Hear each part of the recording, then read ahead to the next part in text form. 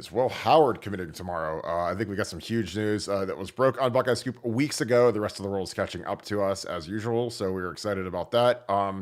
Guys, I'm excited. I watched the film again today. We're close. I know people think I'm crazy. You can call me Sunshine Pumper. I don't really care. I'm a lot smarter than most of the people that say that stuff, so it doesn't bug me. I think that we're gonna have a lot of guys coming back.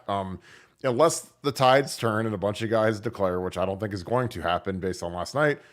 We're going to have a really good team next year, especially adding a guy that I think is a superstar quarterback in Will Howard, a guy that was Missouri kicked a 61-yard field goal to beat Kansas State at home this year. So K-State, who isn't as good as Ohio State, was in the game because their quarterback was absolutely superb, and he's going to be our quarterback next year and could be committing as early as tomorrow. So we're going to get into all that. We're going to take your questions, get the super chats fired up. Again, we made the announcement that our super chats are all going to pay it forward going forward. Our Scoop Ultra memberships are going to pay it forward going forward to help out our troops. We've given out a ton of new memberships. Again, it's fun to see all these new faces on BuckeyeScoop.com. If you guys did not get what you wanted for Christmas or you missed out on getting someone a great gift, BuckeyeScoop.com memberships are available, and they are the best thing you can give. They're year-round Ohio State stuff.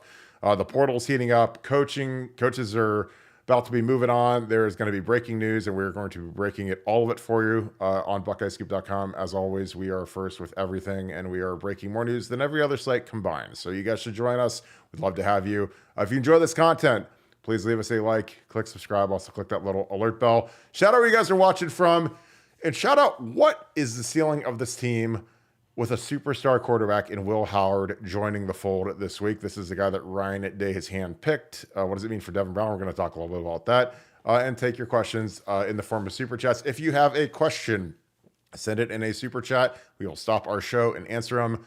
So at the record last night, we had about 85 super chats, literally. Went through all of them. We were on to about 2:30 in the morning, so we appreciate you guys that were kicking it with us last night.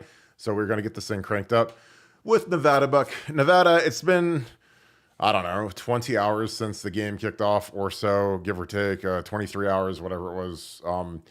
Your thoughts, again, it was a rough one. Again, I submit to you the same thing we talked about. I'm not really that down because I feel like any team that is down to their 18-year-old freshman quarterback who doesn't know the offense, it's going to be an ugly day. Look at Florida State versus Georgia. It is a massacre. It's just one of those, just wasn't our night, and thankfully, there wasn't anything meaningful on the line. I mean, a Cotton Bowl trophy is great. It'll go in the auxiliary gym or wherever dumb place you put a trophy like that. But this wasn't the Natty. This wasn't the playoffs. So, and we're gonna get Will Howard out of it. So I'm feeling pretty good. Your thoughts on the day after the game yesterday? Well, this morning my kids got me up and they're like, "Dad, let's go to Coffee Bean. We want to go to Coffee Bean. We want to get a bagel. We want to get an ice blended." And I'm like, "Kids, we can't go to Coffee Bean because Dad squandered all your money betting on Ohio State last night." So I didn't get any Coffee Bean today. I didn't get a bagel. I didn't get an ice blended. I didn't get a breakfast sandwich. I got nothing. So right now I'm still kind of hungry. I'm still kind of irritable, and I'm still kind of upset about that gambling debacle last night. But putting that aside, I as you kind of look at these things philosophically, and you kind of get a little perspective the longer it goes away from the game. What has really changed? What if we won last night? If Devin Brown had played the entire game, I would bet my life we win that game. I'll tell you, the score had been 24-10, 17-3, something like that. We'd have won comfortably. But it wouldn't have. Our offense wouldn't look great, but it would have been good enough. We were close to so many scores last night, even without a fully activated Devin Brown. It's ridiculous. We can go over some of that, but we'd have won. And what does that really change? We finished 6th or 7th in the final poll instead of 12th or 13th or what? Who cares? So, I'm looking forward to 2024.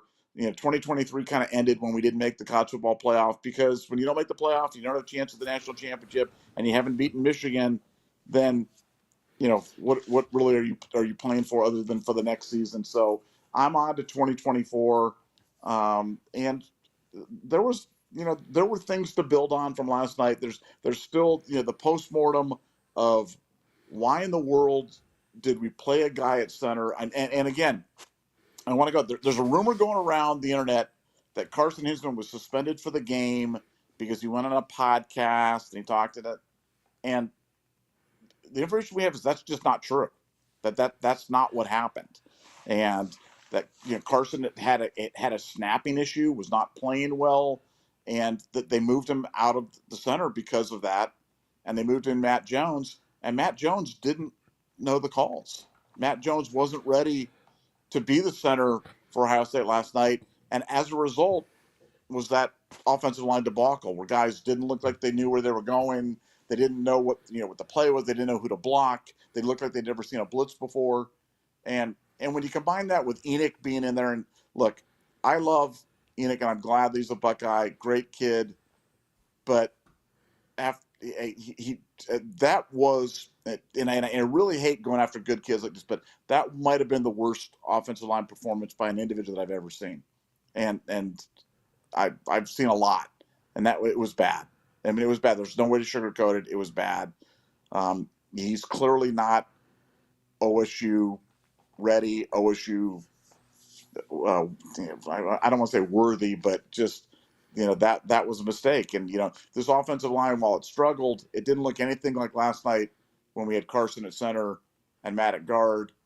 And look, and we still almost won. We almost broke a couple of plays that could have taken the game to 10-0. And 10-0, maybe you squeak this thing out, maybe you win this game, but it didn't happen. So I'm on to 2024. And as you said, we don't want to bury the lead, but tomorrow could be a very special day for Ohio State fans because we might have our quarterback, and we might have him as early as Sunday, which is our fun day, our I don't have to run day. And I think it could be happening. It could be a manic Sunday on Buckeye Scoop tomorrow. Yeah, I mean, I'm excited about the kid. I think he's going to be a superstar. Again, he just go watch his highlights versus Missouri. I mean, they played at Missouri this year. K-State did, and I don't think K-State's got more talent than we do. I don't think their line's as good as ours is. I don't think their skill guys, their defense, and they hung in there. It was a 3-point game, and Will Howard was running all over the place. And Missouri's calling card is that they are going to blitz the absolute crap out of him. They blitzed him, and he was able to get away from it, and he was able to throw it and made some really nice plays. So again, I'm excited about it. Again, here's the thing. Lincoln Riley really wanted this guy, and Ryan Day really wanted this guy. So, again, I might just be, Mr. Sunshine Pumper, Mr. Buckeye, Bobby Buckeye, whatever you want to call me, but like probably the two best quarterback developers in college football both really wanted this guy. And he didn't go to SC because, Lincoln got a little shiesty. He was going after DJ Langway at Florida. So all of a sudden he flipped back to Ryan Day. Ryan Day met with him weeks ago in Dallas. And we did, if you want to check the resume, we did a podcast on Will Howard like probably 2.5 weeks ago where we laid it all out. Like Ryan met with him in Dallas. He was down there doing recruiting and little secret meeting. And we laid it all out for you guys. And then, that weekend he went to SC. He liked SC. And then, Lincoln Riley got a little squirrely. And then all of a sudden he didn't like SC. And then all of a sudden, like 5 days ago, he committed to Ohio State, silently. And they kept it under wraps. But he was at the team hotel. So, I mean, this wasn't like some big secret. And I think Ryan's ready to dive in with this kid and start developing him and get him going with Emeka and Trey and have a really good team next year. So, again, people can jump off the bandwagon. I am putting my feet up on the bandwagon and stretching out because I think this is going to be a really good team next year. If we get Jack Sawyer back and JT, then look out. Denzel Burke, some of these guys, because a lot of these guys want to come back. Now, tomorrow we could have 10 guys declare, but I just, I don't think guys want to go out like that. Now, some guys will, like Mike Hall has a young kid. I totally get him taking off. He declared today.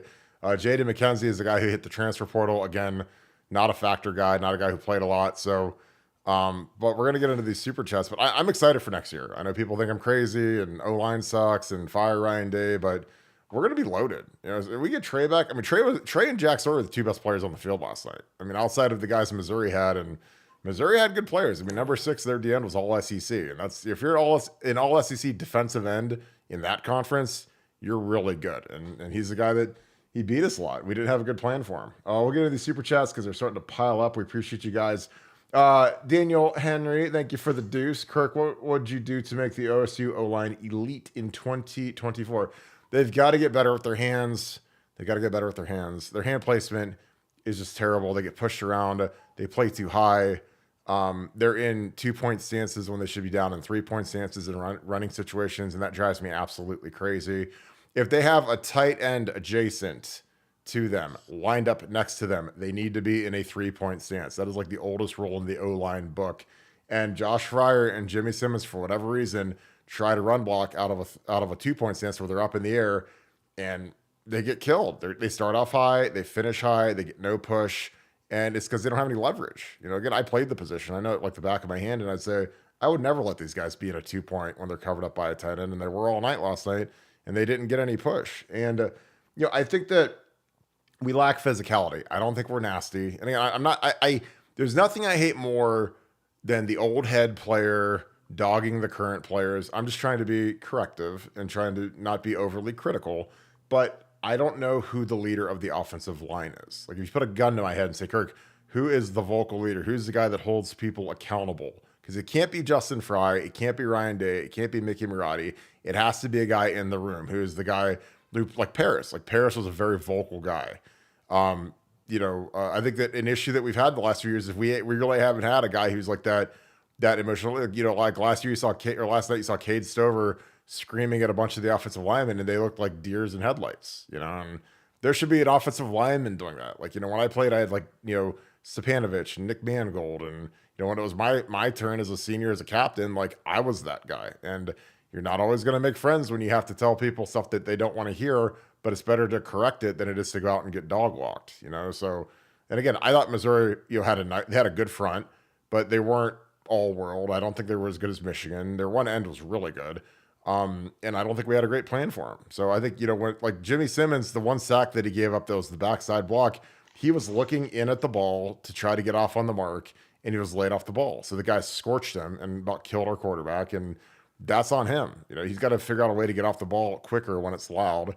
And that's on coaching too. You got to be able to correct that. Because I tell him, get down, look at the ball in the corner of your eye, and make sure you get off on the mark. Because the easiest way to give up a sack against a really good defensive end is be laid off the ball.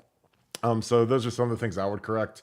Again, I've got a laundry list of things I could do to help, because it's not, a lot of it's not major stuff. It's just tweaking stuff. Like, it's not, fire everybody and get a whole new line. I mean, there's guys in that room that can play. Like, Donnie Jackson is as talented of a guard as there is in the country. He just doesn't always play like it.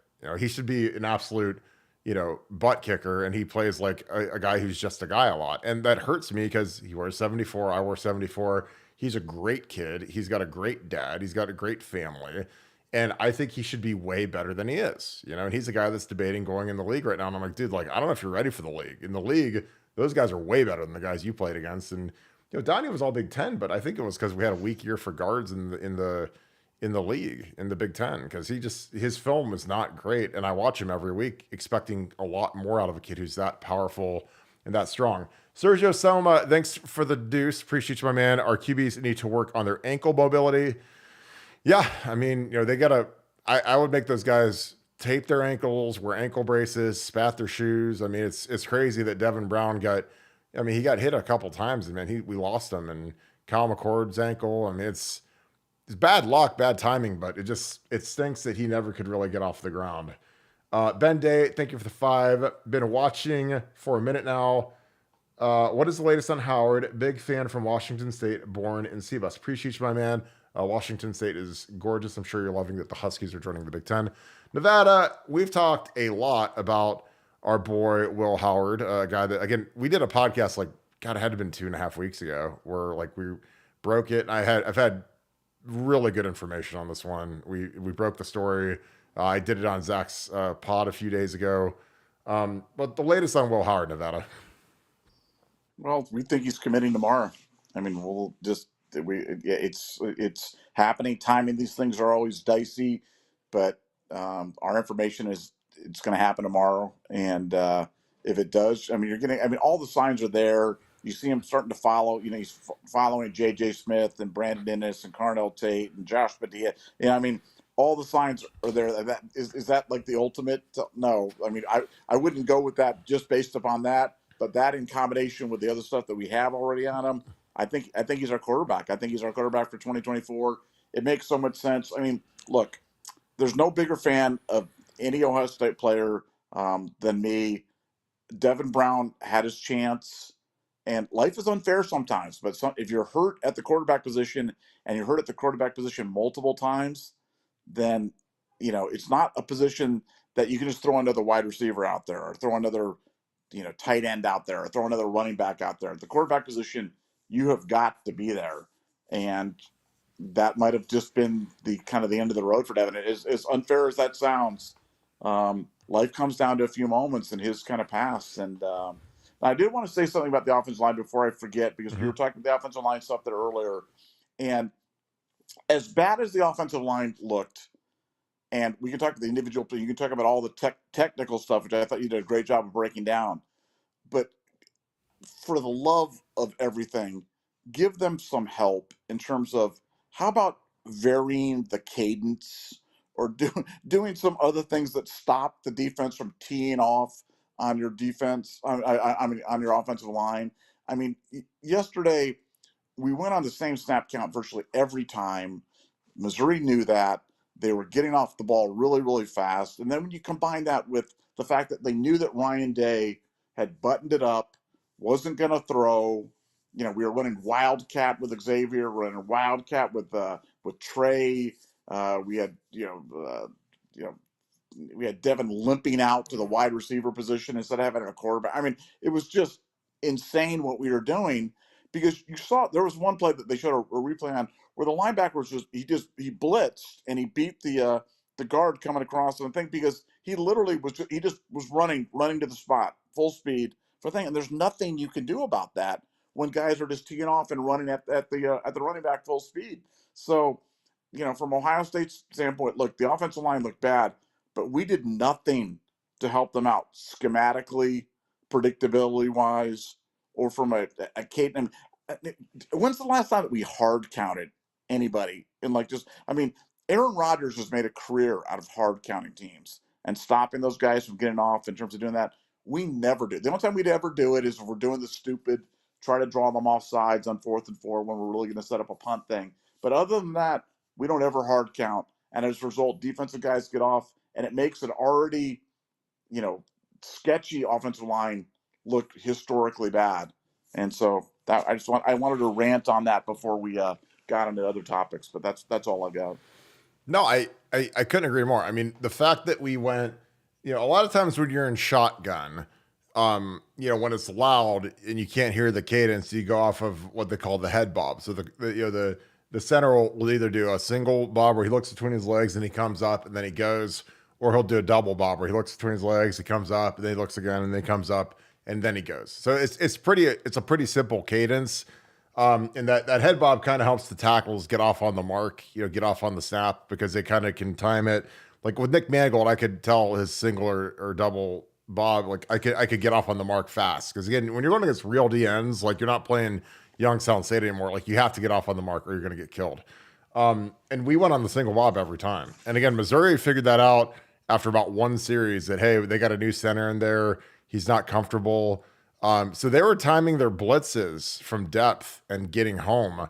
And our guys were like helpless because Matt would go and he would come back up to snap it and he'd snap it. And we couldn't adjust anything because, you have to, again, we didn't do any look back yesterday. I'm like, dude, you got to run some look back versus all these blitzes to kind of see where the stuff's coming from. Because then, you can at least have a chance to change your protection or change your blocking scheme or redirect the mic, repoint who you're going to, because that's the only way you have a chance. And that's literally day one stuff, which is why it was so shocking for me to watch. Because again, I'm not an offensive line coach, but I coached and played offensive line for, I don't know, 10 years of my life. And I still study it religiously. So some of the stuff we did was kind of maddening. I'm going to take just a real quick shot. So I'm going to do a shot of film and I'm going to come back to these super chats because we're piling up. Keep the super chats coming, guys.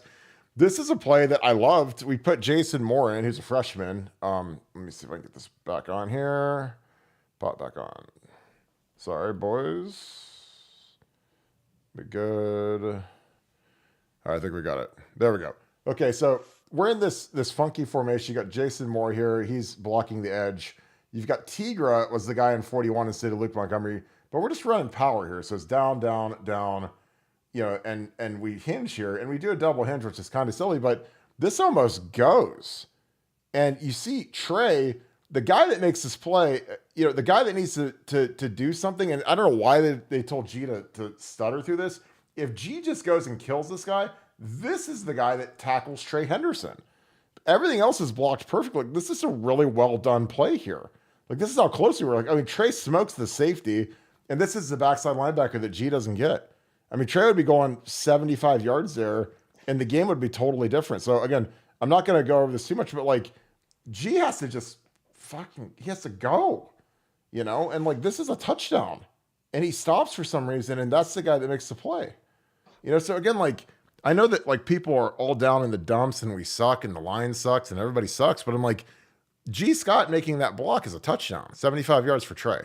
And again, that's how close we're. There's a bunch of plays that were out there like that. And it's like, you have to really diagnose like what went wrong. It's not just we all suck and everybody sucks.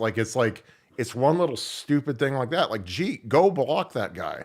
Don't wait. Just go block him. You run fast. You're a wide receiver. I mean, and he's one of the worst blockers on the team. I'm like, dude, just go get in his way. Go cut him. Go run through his kneecap. Put your helmet through his knee. Give us a chance to win, dude. Good God. Sean Krupka for the 5. No offense, Kirk, but calling Howard a superstar is a huge stretch. He's more of an athletic Kyle McCord.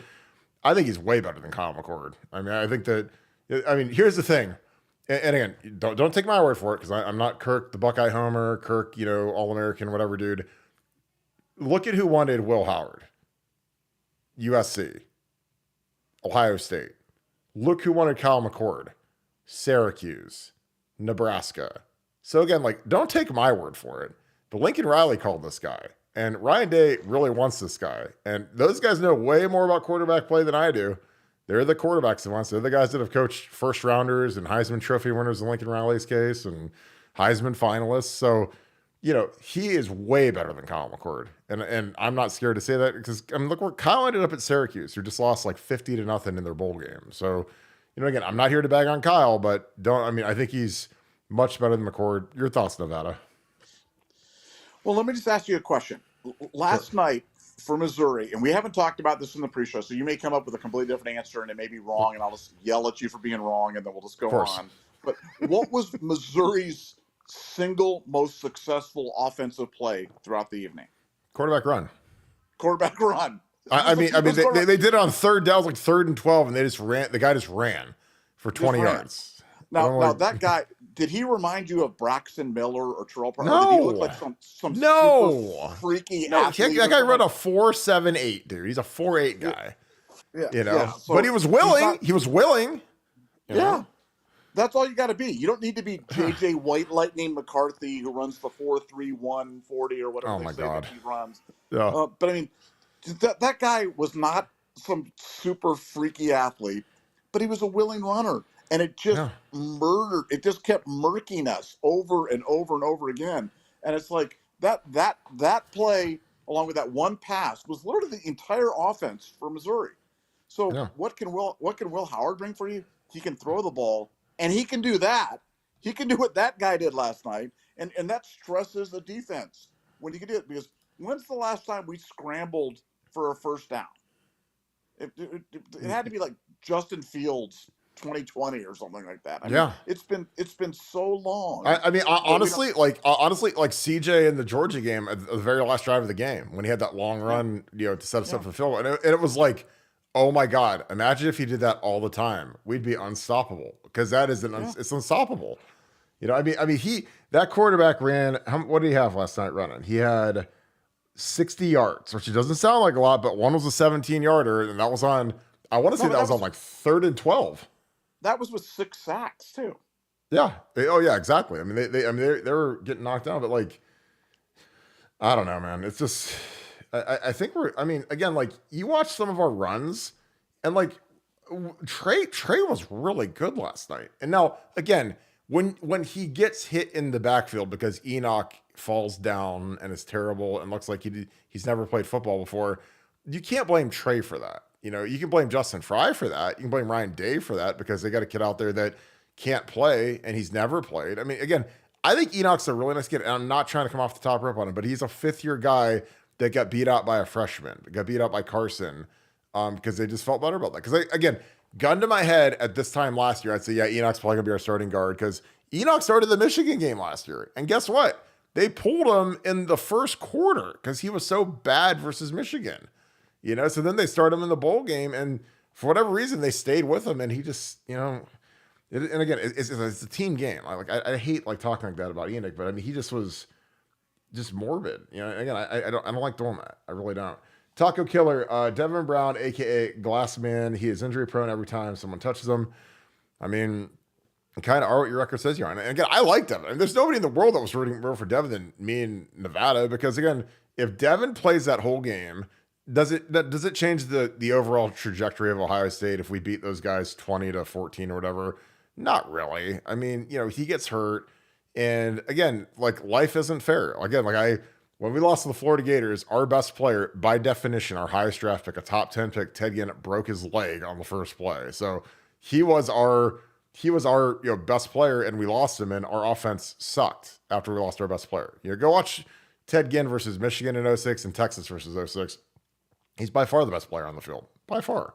And we lost him. So life ain't fair always, but I hope Devin sticks and competes, but gun to my head, I think he hits the portal pretty quick here. Think Justin Fry's the O-line coach next year? Yeah, I do. I think he's back for another year. Again, he's under contract. He's Ryan Day's best friend. So, and again, I don't know who the next guy would be, but I mean, I think you got to look at, if we don't improve, I mean, there's just a lot of little tweaks and nuances where, we just need to be better. I mean, our combination blocks are terrible. And our guys, I genuinely believe this. Our guys don't finish blocks enough. They're not physical. They're not nasty. And again, you can coach that. You play how you're coached. Like when me and Ed were teaching combination blocks, man, we're going to be the best combination block team in the entire country. I don't care what anybody says. And we drilled those things to death. And guess what? Go watch us in 12. Go watch us in 13. 13 were the best rushing team in Ohio State history, I believe, or close to it. When we had Braxton and Carlos Hyde, and we had Norwell and Lindsley and Muhort. And I know all those guys went pro and they became millionaires. Taylor Decker was our right tackle, made the playoffs with the Lions. But, none of those guys were 5 stars. None of them. They're all 4 stars. So, but you play like your coach. And again, I think the culture of that room needs to change, and it needs to get heated up this offseason in a big way. Monty Mitchell, thanks for the deuce. Who are the coaches that could be coming in? That is that's almost impossible to predict. Again, like when we look at the guys that we've hired in the past, going all the way back to honestly Urban Meyer, I mean, nobody had ever heard of Tom Herman. Nobody had ever heard of Ryan Day. Nobody had ever heard of a lot of these guys, Bill Davis, Jeff Hafley. Like we hired these coordinators that nobody's ever heard of, Chris Ash. And, like they're not always brand name guys like Greg Schiano, big splash guys. I mean, nobody ever heard of Mike Yursich when we hired him. So I don't know, Nevada. Is there any name at the top of your head? I just, people do these hot boards and offensive, QB coach hot boards and that type of thing. And I just think that they're kind of mindless because for one, you don't know who's going to be available because there could be some guys that get fired in the NFL that become appealing to Ryan. And there could be some guys that get fired in college. But I just, that's a tough one. Go ahead, Nevada. Well, I think the hot list you should start with is just look at like who were the ushers in Ryan Day's wedding or something like that. And I think those got to be in consideration for some sort of a position, right? You know what I'm saying? Like that. Yeah. Isn't he working his way through that? And then you can look at the bridesmaids and stuff like that. But that's where I'd start. I start with like a wedding invitation. Go back and find a Ryan Day wedding invitation.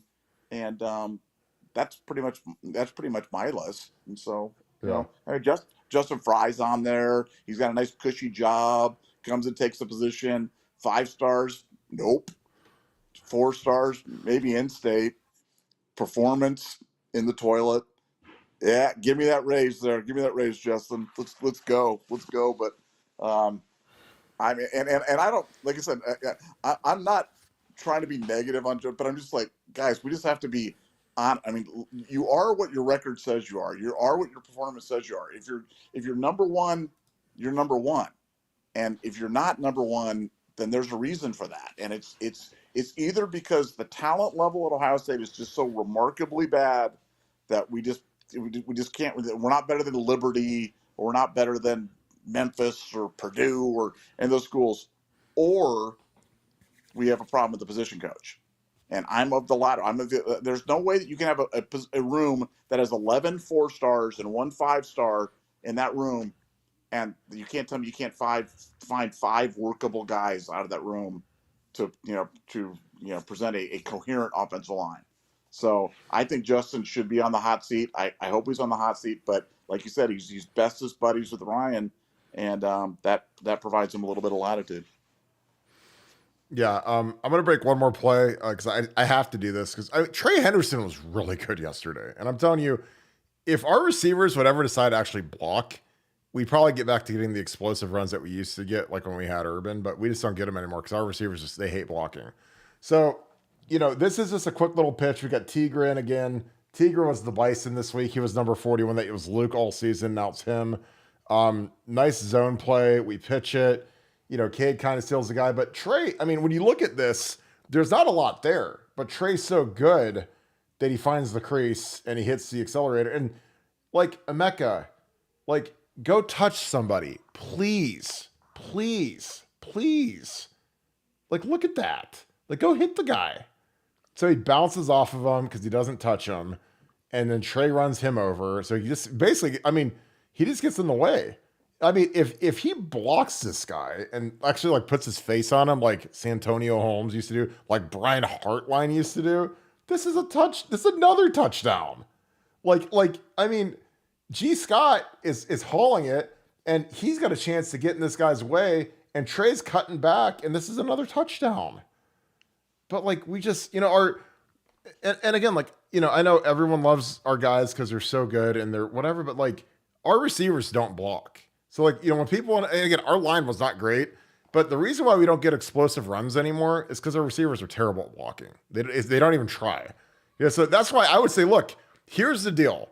And again, I know Brian Hartline's the greatest wide receivers coach who's ever lived, and I'm not being a hater. I know Brian really well, but put in Brandon Inniss and say, hey, Brandon, go kill that guy. Brandon will say, okay, I got you, dog. And Brandon's from South Florida. He ain't playing. Brandon would split that guy's wig. But say, hey, young guy, you want to go earn some more snaps? Go kill somebody. Go block. Because again, everyone makes fun of Urban because he ran the quarterback and our receivers are always blocking. But yeah, why do you think we ran for 1 million yards? Why do you think we ran through Alabama? And why do you think we ran through Oregon? Because our receivers blocked. They were tough. These guys, and these guys are ultra skilled. They're great players. They're great people, but they're selfish because they don't block. Go watch Mike McDaniel. He did a whole spiel to the Miami Dolphins, to his receivers, to Tyreek and all those guys. And it's not as much Tyreek, because Tyreek's not going to kill anybody. But it's some of the lesser guys, he's hey, you know what, guys?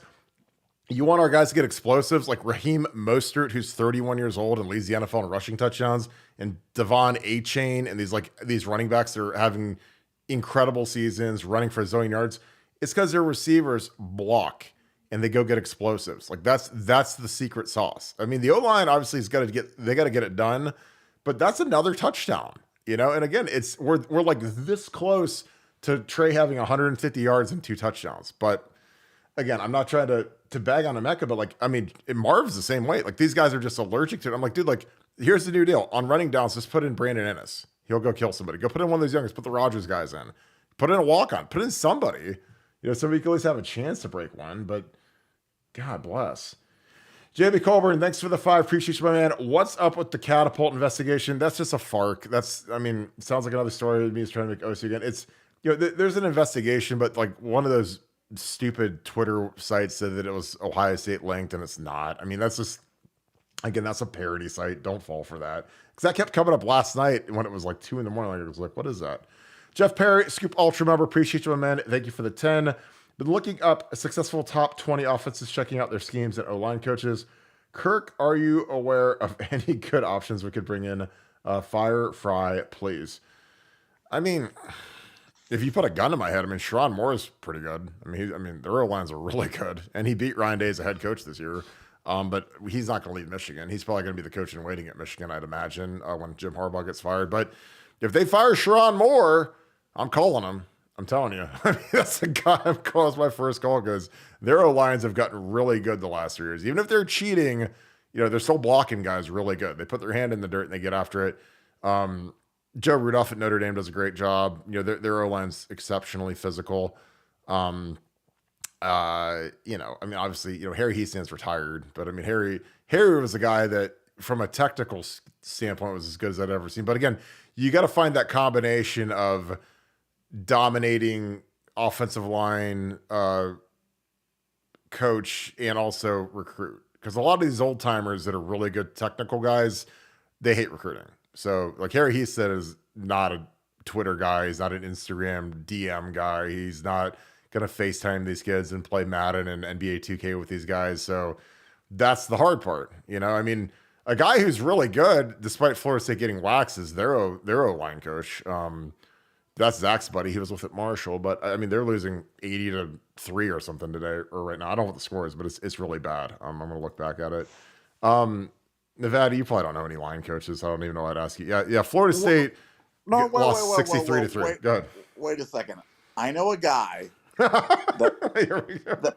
that recruited 5 stars in 5 straight recruiting cycles and led the Ohio State team to #1 ranking in offense year after year after year.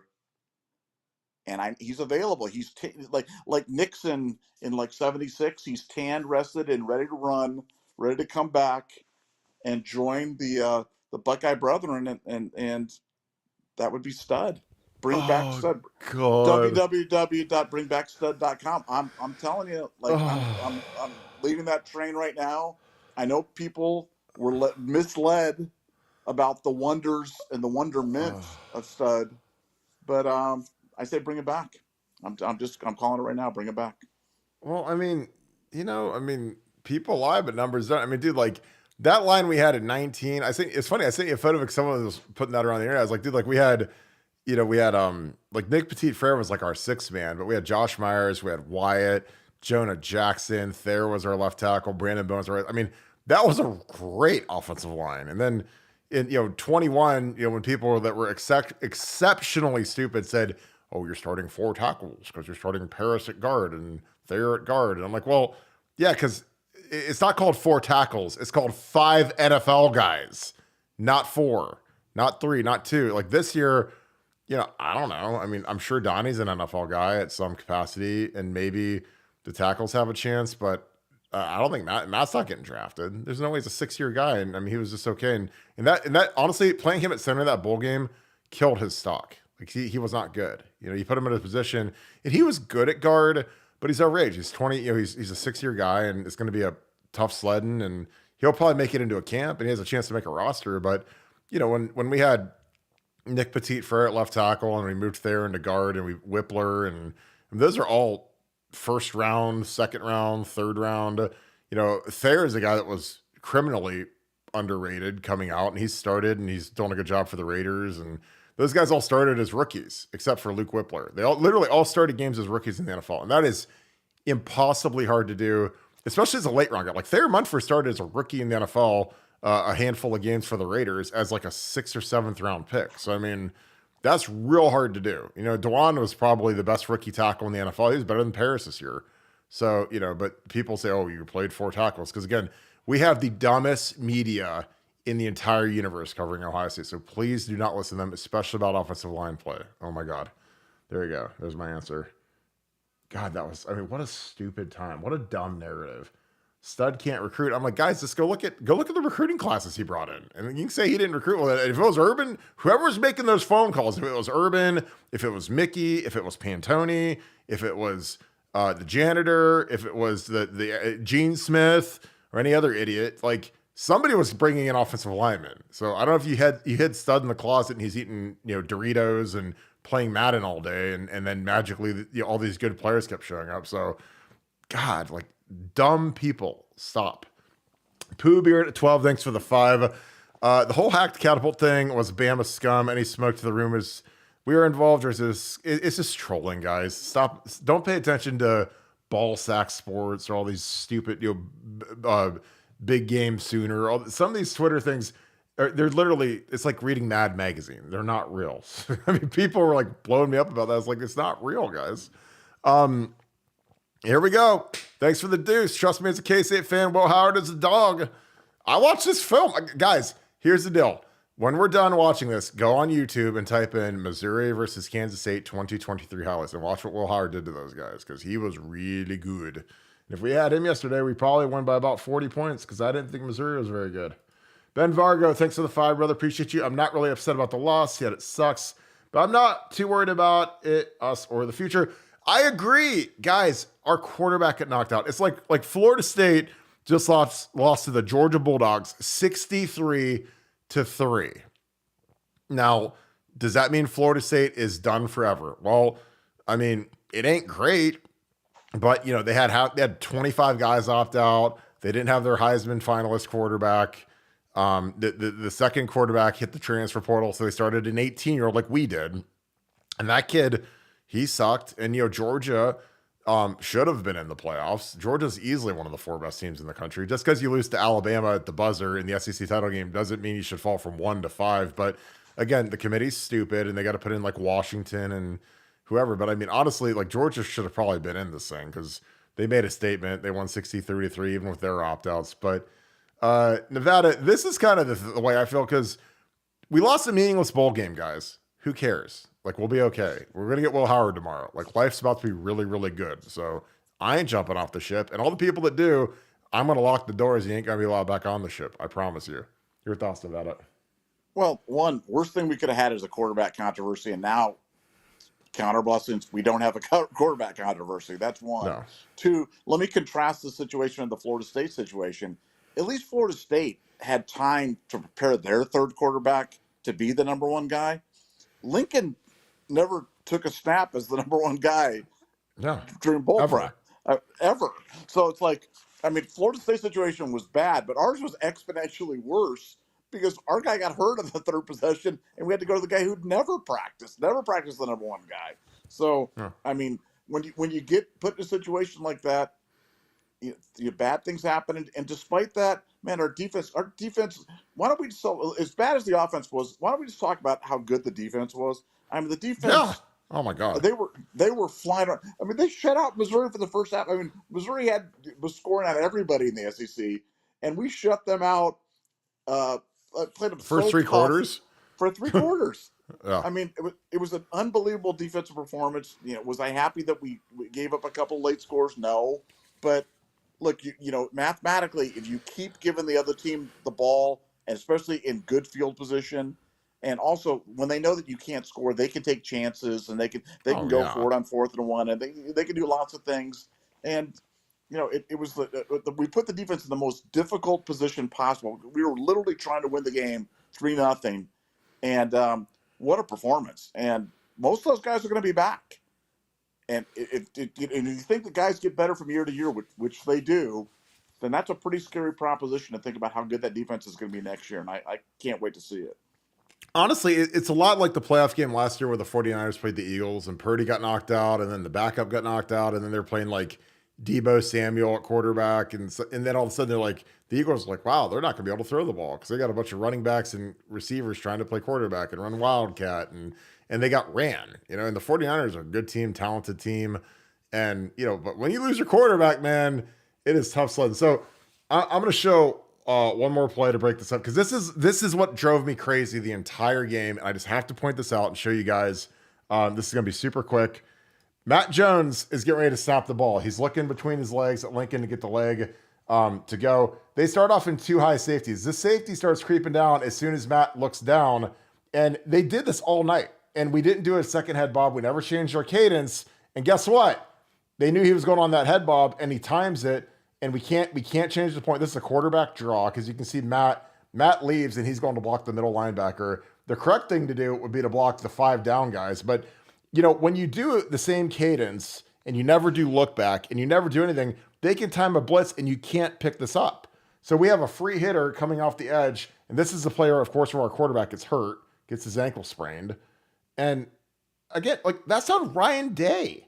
They know your cadence. And it's funny because Dallin Hayden's actually in the game. Like, I mean, most people didn't know if he played or not, but he's actually in right there. But that killed us all night that we went on the same cadence. And that's like 5th grade football stuff. And I'm like, dude, like Ryan Day all year does look back. He does hurry up, no huddle, tempo. And instead, we ran the same cadence all night. Again, I think a lot of it is because we're first time center. Let's make it easy on them. Okay, we're just going to run the same cadence over and over again. Now, when you do that, it's like being, like a double A pitcher and you go up to the big leagues and you're going to throw nothing but fastballs down the middle to like really good hitters. And they're going to take you yard every single time in the big leagues. So again, like we did that all night. Go back, go watch the game and see if we ever changed the cadence. And again, that's on Ryan Day and that's on Justin Fry. And honestly, like if I'm those offensive linemen and I come off on the sideline, I'm saying, guys, change the cadence. They know our cadence. They're getting off on the mark. These defensive ends are really good. You got to help us a little bit. Like you got to mix up the cadence. They're getting off on the mark too good. But like again, it's either here nor there. But I mean, these guys are like they make a lot of money and they're smart guys, but they were really dumb last night. All right, but that was a good question, Ben. Thank you, Steve Wood. Thanks for the 5. And our 2 losses, defense couldn't get a stop and get off the field. How on these long drives? How to correct? I mean, God, they gave up, 14 points to a 10-win SEC school. I mean, I can't pin any of that on the defense. I mean, when our offense is that pathetic, and again, I think our defense played hard. I thought our staff did a great job. And I think it directly correlates to like how veteran, like we have like guys that have actually been around the block and coached, like guys like Tim Walton, Perry Eliano, Larry Johnson has been coaching for 50 years or whatever it is. Jim Knowles has been all over the country coaching. Like they've got like a nice chemistry.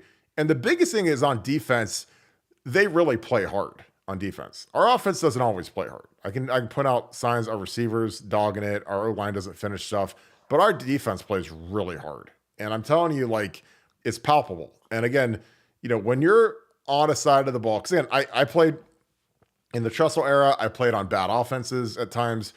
When you're the side of the ball that's letting the team down, like the offense was letting our defense down last night, it is one of those things where it grates on the defense. And it's like the dam can only hold the water for so long against a good team. Like, I mean, Missouri's a legitimate team. I mean, they were right in it against Georgia, who's fantastic. And, they beat a lot of good teams this year. So the defense, I mean, we gave up a long drive, but our offense couldn't stay on the field, guys. Like we ran like 50 something plays on offense. Like it was pathetic. So I don't pin any of this on the defense. I never would.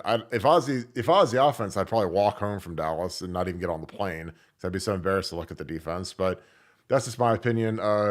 Nevada, I think you're probably in alignment with me on that one. Yeah, no, there was the issue though of like how much did Jack and JT and the other guys play in the game. I mean, it looked to me like they had it looks like they had Kenyatta Jackson in there a bit, but I don't know how much we rotated it. And ultimately, do our guys wear down? Maybe it sure looked like they wore down a bit. But as you said, it's really hard to get on the defense when you hold the other team scoreless for 3 quarters. Typically, that's good enough to win. If you told me before the game Missouri's going to score 14, then I'm loading the Brinks truck and running down to the sports book and putting the money on Ohio State. But no, that was it was that was like I said, they played hard from the very beginning. They kept us in the game. And it was, like I said, it was a shame to see them kind of break down there a little bit at the end. Sonny almost came up with that interception / incompletion there on that pass too, on the touchdown. And even if we could have hold them to a field goal at that point, it could have been 10-3 and we have a chance. But us missing that field goal like we did, of course, it just put the game out of reach. And the defense, like you said, it's just math. If you give a quality offense time after time after time where they have the ball on the 40-yard line, the 30-yard line, the 30-yard line, the 40-yard, eventually they're going to score. Eventually, I mean, the fact that we held them to 14 points and they've got a kicker that can kick it from 65 yards or whatever it is, and that was a virtuoso defensive performance and great job on everybody on that side of the ball. Yeah, I mean, if I said, okay, here's the deal, Nevada, I'm going to give you 2 stats. Missouri is going to throw for 128 yards. Now, mind you, in college football, like sacks do not come off of passing yardage like in the NFL. So they threw for a legitimate 128 yards, and they ran the ball for 3.8 yards a carry, which in modern college football is putrid. Not as putrid as our 2.9 yards a carry, but putrid. How would you feel going into the game if I said that they were going to throw for 120 yards against our defense? Yeah, I like it's I said, a win. I would. It's a win. Yeah, it's a guaranteed win. Yeah. All right, Chris S., thank you for the 5. Do you guys agree with my opinion? If Devin Brown doesn't get hurt, we win by at least two scores. Yes. Oh my God, yes. I'm officially moving on to 2024 starting out. I am too. I mean, it's gonna be New Year's Eve when tomorrow. So, pop that champagne and forget about this season and the last two games especially. But dude, if we have Devin Brown, go watch how we were moving the ball with Devin. I mean, we looked good. And then again, like it's Murphy's Law when you got to play an 18-year-old kid that doesn't know the offense. You got to understand, like Lincoln Keenholz, a lot of these kids get here. Like Aaron Nolan is literally going to be on campus like in 2 days or whatever. He's going to be in Columbus at Ohio State for winter workouts for spring football. Lincoln didn't get here till June. So he missed spring ball. He missed all winter workouts. And a lot of times coaches get with those guys, they go through install, they walk through stuff, they work through stuff. There's a lot of time from January until April to get these guys ready to go for practice. So they're not like a bunch of goldfish when they get out there and you call a play and they have no idea what it is. Lincoln didn't get here till June. And then you get to August and there's a quarterback competition and he ain't in it. It's Devin Brown and Kyle McCord. Like he's just redshirting and chilling and learning the system and whatever, but he wasn't seriously in anything. So, like when a kid gets here late and then you all of a sudden he's got to play in a bowl game where he doesn't know the offense, like it's going to be an absolute disaster. So I'm on to 2024 Nevada. I'm sure you are too. Russ Stollard, go ahead. Well, hold on. I want to make a point here. One, I'm absolutely on to 2024. I'm with you, and the Will Howard. I'm all over the Will Howard experience starting tomorrow, and very, very excited about that. But I want to bring up one point. And this is something that we haven't really talked about, but people have talked about like the McCord transfer, and they've talked about the McCord transfer in the context of, hey, McCord was concerned about beating out Devin Brown for the starting job. That wasn't it. What McCord was concerned about was he wanted to guarantee that we weren't going to go to the transfer portal and bring anybody in to compete with him for the job. So it wasn't that he was concerned about Devin Brown. He was worried about the Will Howards of the world coming in and beating him. And that's why he bolted, and that's why he ended up in Syracuse. So when people are evaluating this thing, that was the assurance. The assurance that he was asking for was not only that he would start, but that we wouldn't bring in a transfer portal kid to compete with him. And is Will Howard a upgrade over Kyle McCord? To me, it's clear. I mean, God, he's clearly an upgrade. And again, that starts tomorrow. And do I hope Devin Brown sticks it out and then lives another year to compete the following year? Yeah, I really do. I really hope he meant it on the burn the boats thing. I'm not sure what he would do with this tape and where he would end up going. But whatever he does, I'll be rooting for him. Devin's a great kid, but sometimes life just passes you by and it's unfair, but that's just the way it is.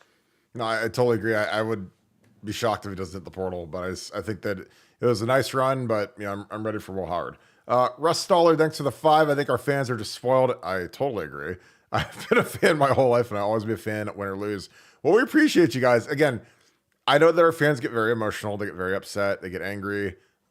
Sometimes I think they have a few too many cocktails during the game, so they're really nasty after the game. But it is what it is. Again, I like it. I mean, I love the passion. I don't care either way, good, bad, indifferent. Like nobody's felt it from more angles than I have in terms of the fan passion as a player, as a coach, as a guy that studies the game and brings you BuckeyeScoop.com.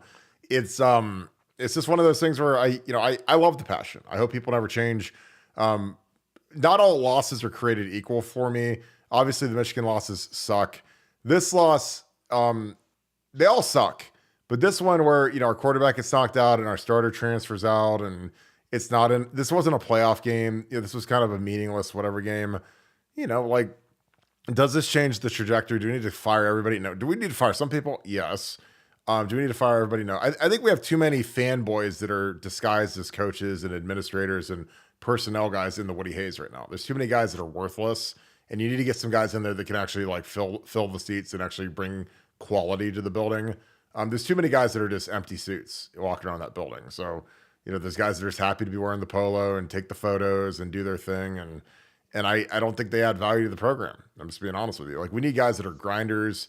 And we need to get back to that mentality of really being good at this. And I mean, there's a lot of close stuff, but I mean, I point out how close we were. I showed you 2 running plays where, if guys would just go block somebody, go touch somebody, then we score 150 yards in rushing and 2 touchdowns. Like it's not hard. But you got a guy like Trey Henderson, man. If you go block that safety, it's game over. See ya, touchdown. But some of these guys, they don't have it in them, or the stuff that you put on the field and put on film is either taught or it's allowed. That's the ultimate ultimatum in coaching. Like people say, okay, whatever you put on film is either taught or allowed by your coach. So a lot of that stuff is just being allowed, and frankly, it kills us because you don't know when you're going to have that touchdown block, especially when you're a perimeter guy as a receiver.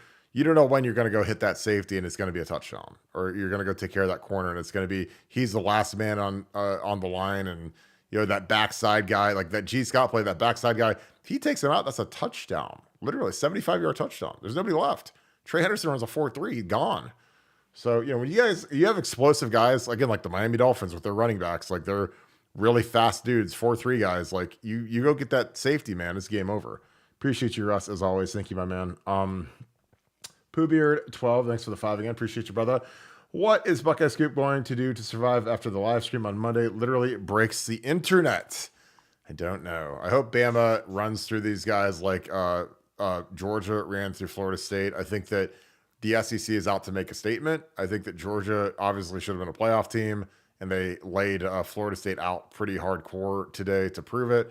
And they both had guys that opted out. Florida State had a ton of guys opt out, but I think that Bama just has better players than Michigan. Like, I mean, I don't know how anybody could pick Michigan. I think that Michigan, and you understand, like the last 2 times Michigan made the playoffs, they got ran. Like it wasn't close. Like they played Georgia and got just violated. Then they played TCU last year and got violated. Then TCU saw Georgia in the championship and lost by like 80 points or whatever it was. So Nevada, what are we going to do when we break the internet on Monday? Well, I mean, look, the other game that's kind of an indicator on this was that Ole Miss Penn State game today. You know what I'm saying? So it's like we're getting some of these these litmus tests of SEC versus other schools, SEC versus Big Ten, and it's not exactly. I mean, Michigan beating Alabama would certainly be an outlier. So no, I'm ready to break the internet. I'm ready to give. I can't tell you how much I dislike Michigan, and Michigan losing on Monday will just make me feel better about everything. I mean, everything is about perception right now. I'm getting into 2024, but them losing will just be right. It's just karmic that they lose because they deserve to lose. They're cheaters.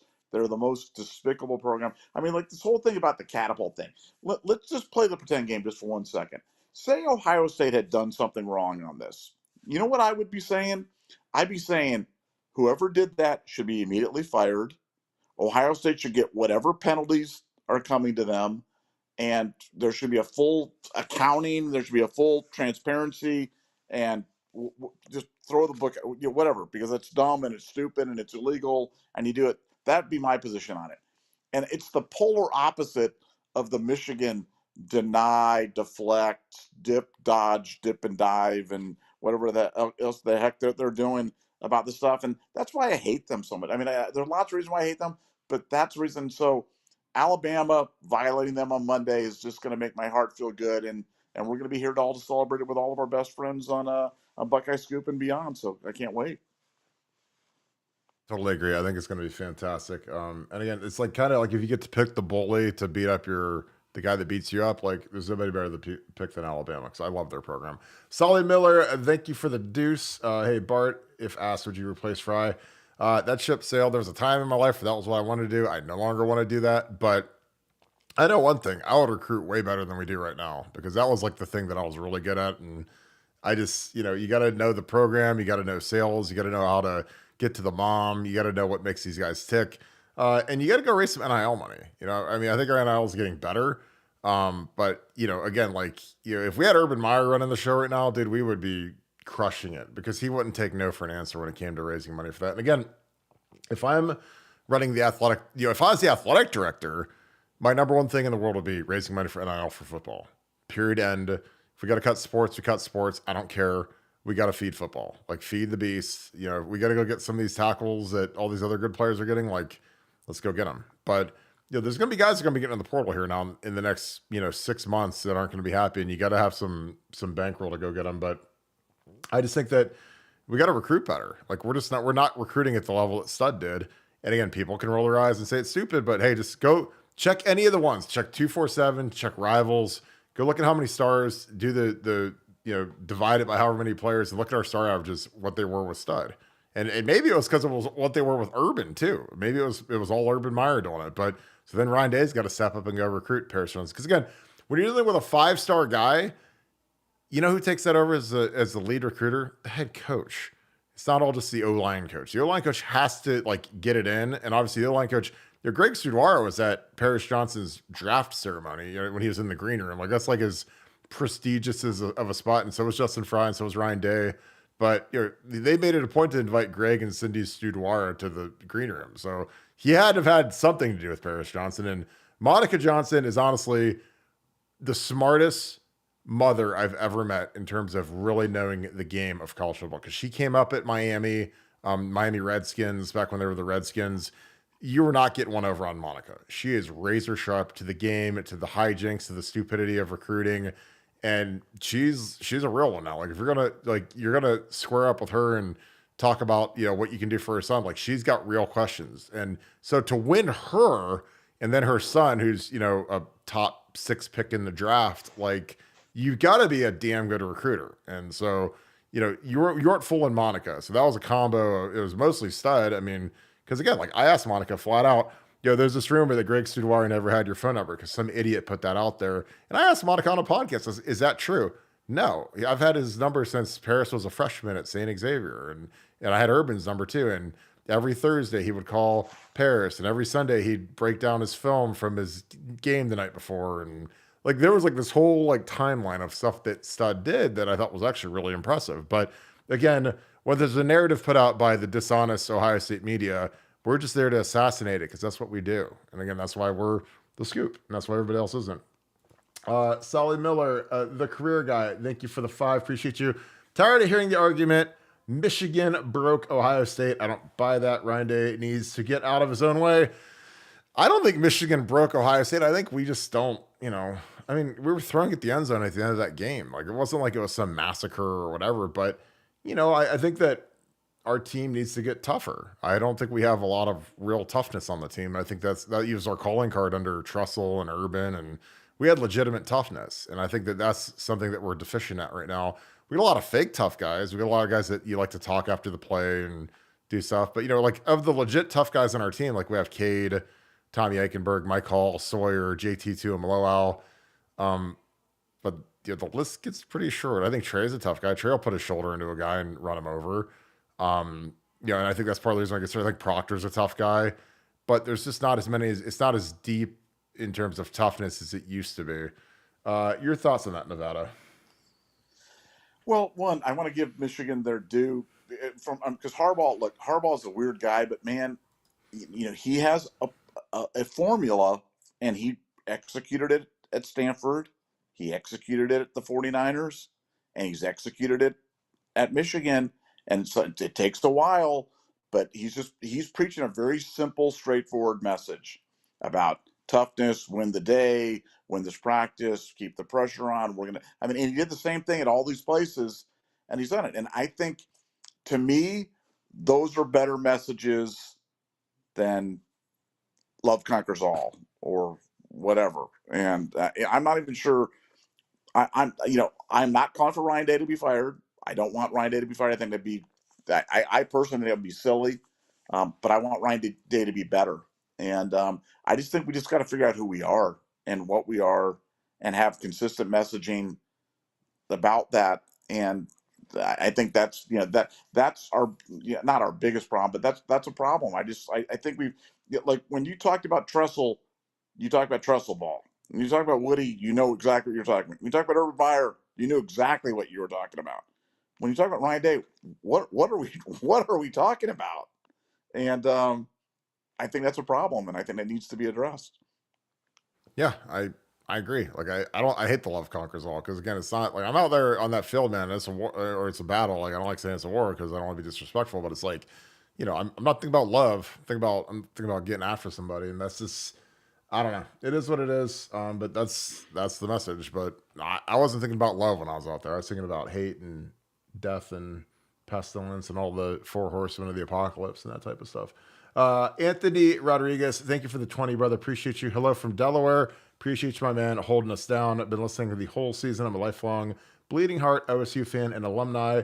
I am appalled at our fan base. It should be Ohio State against the world, not Ohio State fans versus Ohio State fans. Where is the loyalty? Some people aren't exactly people you'd love to be in a foxhole with, I guess, because if it gets a little steamy, they want to just run out of there and leave you deserted. So, again, sometimes, I used to joke like with the players, like when we lose a game, like it's not always bad to lose because all of a sudden you get like you kind of get to figure out who the real ones are versus the fake ones. Because you go on those big tears like in 06 when we went 12-0 and then we get dog walked by the Florida Gators, like the whole fan base just deserted us. And all of a sudden you could kind of see who was like the nitty gritty, like who are the real ones.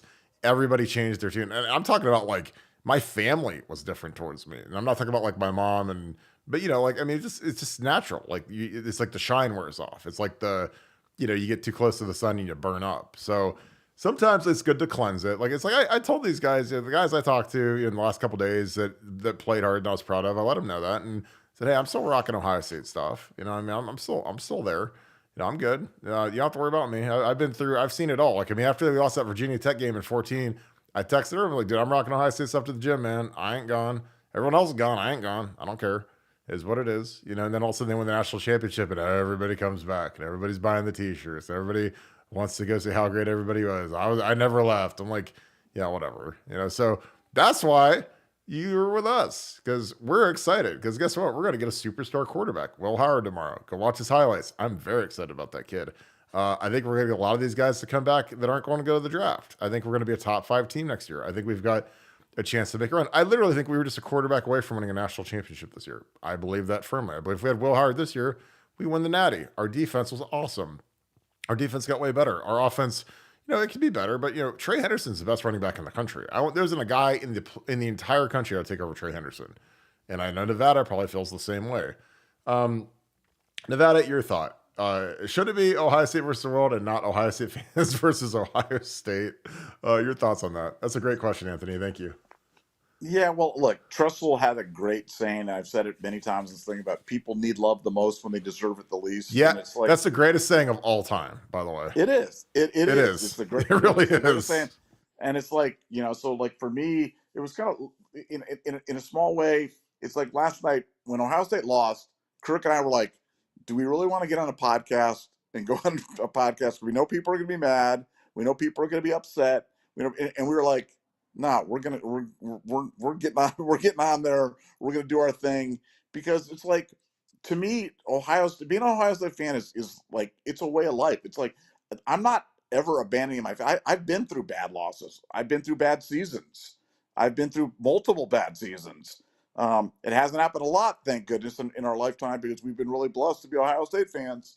But you have good times, you have bad times. But the future's bright. I love Ohio State. I love everything about Ohio State. And I think 2024 is going to be a heck of a year. And I'm off 2023.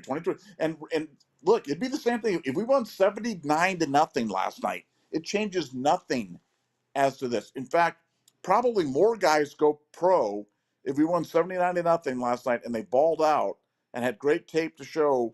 There are probably more guys were losing the draft than if we played last night, played poorly, and we're going to go on. So I'm going to be of the opinion that we're going to be loaded for 2024, and we are landing Will Howard, and it's probably going to be tomorrow. And I'm excited, and I can't wait. So let's get it on. Yeah, I totally agree. I mean, we're gonna get that. I mean, that's gonna be like the late Christmas gift, man. Getting Will Howard, I'm gonna be excited about it.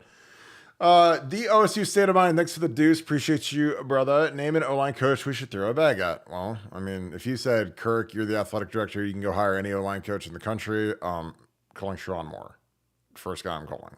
I'm paying him $3 million to be the O-line coach and be the offensive coordinator because you cut Michigan's legs off. All of a sudden you lose their best coach. They're coaching waiting. If the nuclear bomb comes and he gets fired, that's my first call. So, again, you guys can say what you want, but they won the Joe Moore Award twice in a row. I don't know if they announced who won it this year, but that's my first call. I mean, other guys, Alex Adkins at Florida State. But I mean, Florida State just lost like 63-3, but he does a good job, even though they were severely outgunned. Kyle Flood is really good. Eric Wolford is a guy from Bama, who's an Ohio guy. He was the former head coach at Youngstown State. He would be a great hire. But he does. I mean, Alabama's offensive line that got murdered by Texas like week 3 has gotten so much better that it's insane. And again, they were playing a true freshman, Caden Proctor at left tackle, but they're the biggest line I think I've ever seen in my life. They're like 330 across the board. And Caden Proctor got dog walked by Texas. I mean, Texas has a really good freshman speed rusher that was giving it to him, but they've gotten a lot better. And that comes from coaching and hard practice and turning the heat up. And that was the thing I said is like, Nick Saban takes that early loss, man. That football facility in Tuscaloosa is going to be a blazing inferno. And I've been in the infernos. Like when I worked for Urban Meyer, every time I walked into Woody Hayes, it was like walking into the gates of hell. Because I knew that he was going to be in there and it wasn't going to be warm and fuzzy and comfy. And we didn't have mental health psychiatrists there, and we didn't get to eat lunch. And it was going to be turned up every single day with Urban. And I knew that, oh boy, you better be ready for it, because he was on tilt, and that's just how it was. And again, it was a blast furnace, and that's why we got to be really good really fast. I mean, he took over a 7-loss. We lost 7 games in 2011. So, everyone wants to bellyache about losing one stupid Cotton Bowl game. Like, we lost 7 games the year before Urban got there. And I was like, you know what? I don't care what this guy does to these players. If he wants to throw them off the top of Olentangy Commons, I'm good with it. If he wants to throw him off the top of the stadium, I'm good with it. If he wants to shoot him into the sun, I'm good with it. Because I do not want to lose 7 games a year. Like, if you don't know my mentality going into 2012 with Urban, go listen to that Bobby Knight speech where he talks about losing to Purdue. And that was exactly in my head, like on a loop for 360 days or whatever it was, because I was not going to lose 7 games in that conference again. And thank God we had Urban, because he turned up and got us right. I named my O-line coaches Hemingway, thanks for the 5. Nevada Buck and KB, appreciate you, my man. If you could take the time to read my thoughts on the scoop boards, I shall. As soon as we are done with this program, I get it edited. Posted my state of the program. Thank you, boys, and Happy New Year. Happy New Year to you guys and everyone tuned in as well. Appreciate you. I will check that out and comment on that as soon as I get done. Again, if you guys aren't members of BuckeyeScoop.com, you guys are crazy, because it's an absolute blast, and I've been on it all day, typing, posting, responding. It's really fun. I actually love it. Stephen Wood, thank you for the 5. How can we design plays that get the ball to Trey in space like Urban did with Harvin? Well, I mean, the funny thing is we were trying to do that last night. We tried to run some screens, but they were timing their blitzes and we couldn't get the ball off, because again, we didn't change our cadence. We didn't do look back. They were getting off on the mark. And again, when you only run one cadence and you're going against good players like Missouri has, then it's going to get ugly in a hurry. But we tried to run screens, quarterback draws. We did more variants of things that I haven't seen all year than we did all year. And it just didn't work. And again, a lot of it's because we wouldn't change our cadence. Your thoughts, Nevada? The question is, how do we get the ball to Trey in space? Yeah, we tried to put in screen. I think we tried. I have to go back and look, but I can think of at least 3 or 4 times that we tried to throw screen passes, and like you said, that wasn't working. And look, we showed 2 plays where Trey was gone. There was a 3rd play where we did that, where Lincoln was in, and he gave him the ball, and he almost split those 2 guys down. On that big 20-yard run or what it was. And he almost high-stepped through that one. That was almost another touchdown. So, like, Trey almost had, like, a monster game last night, and that was with no blocking. That was with no blocking, no support, and no threat of throwing the ball anywhere down the field. So, yeah, Trey Henderson is a force of nature, and I think he's a real jump ball to come back next year. I think it's a 50-50 call. I hope it falls our way. That would be huge for Ohio State in 2024. I really hope he comes back.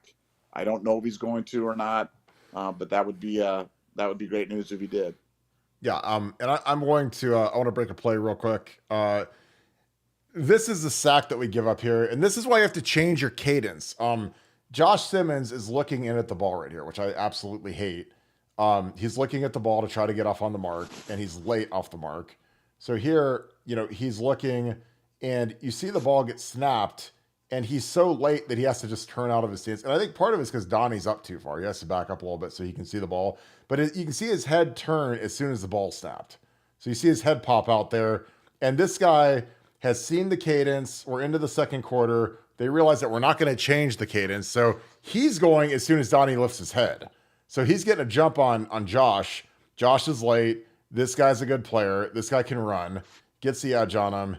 And this is a disaster. I mean, this is a sack fumble, and Missouri recovers it. But we got lucky as can be that this wasn't ran back as a touchdown. But again, this is Donnie. Donnie's up too far, and Josh has to get off on the mark here. Like, he's got to scoot up. He's too far back because he's worried about this guy's speed, and he can't see the ball. But again, the DN's getting an incredible jump on that play because we don't change the cadence.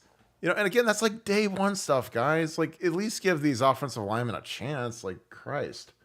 I mean, I don't know. I mean, it's day one stuff. They're getting off on the mark so good, and they're timing the blitzes so good because we're so predictable on offense. And again, like, we got to be better than that. Like, we got, and this is where I just wonder if you have a guy like Kevin Wilson who's in the room, who's one of the smartest coaches in the entire country, and he's an offensive line guy, and he's a coordinator, and he coached Adrian Peterson and Sam Bradford and Trent Williams and been to national championships local. It was like, hey guys, maybe we should change the cadence. Because I think when you have a bunch of interns who are like moonlighting as full-time coaches, like a bunch of 25 and 26-year-olds, they don't know to say that because they've never seen this before.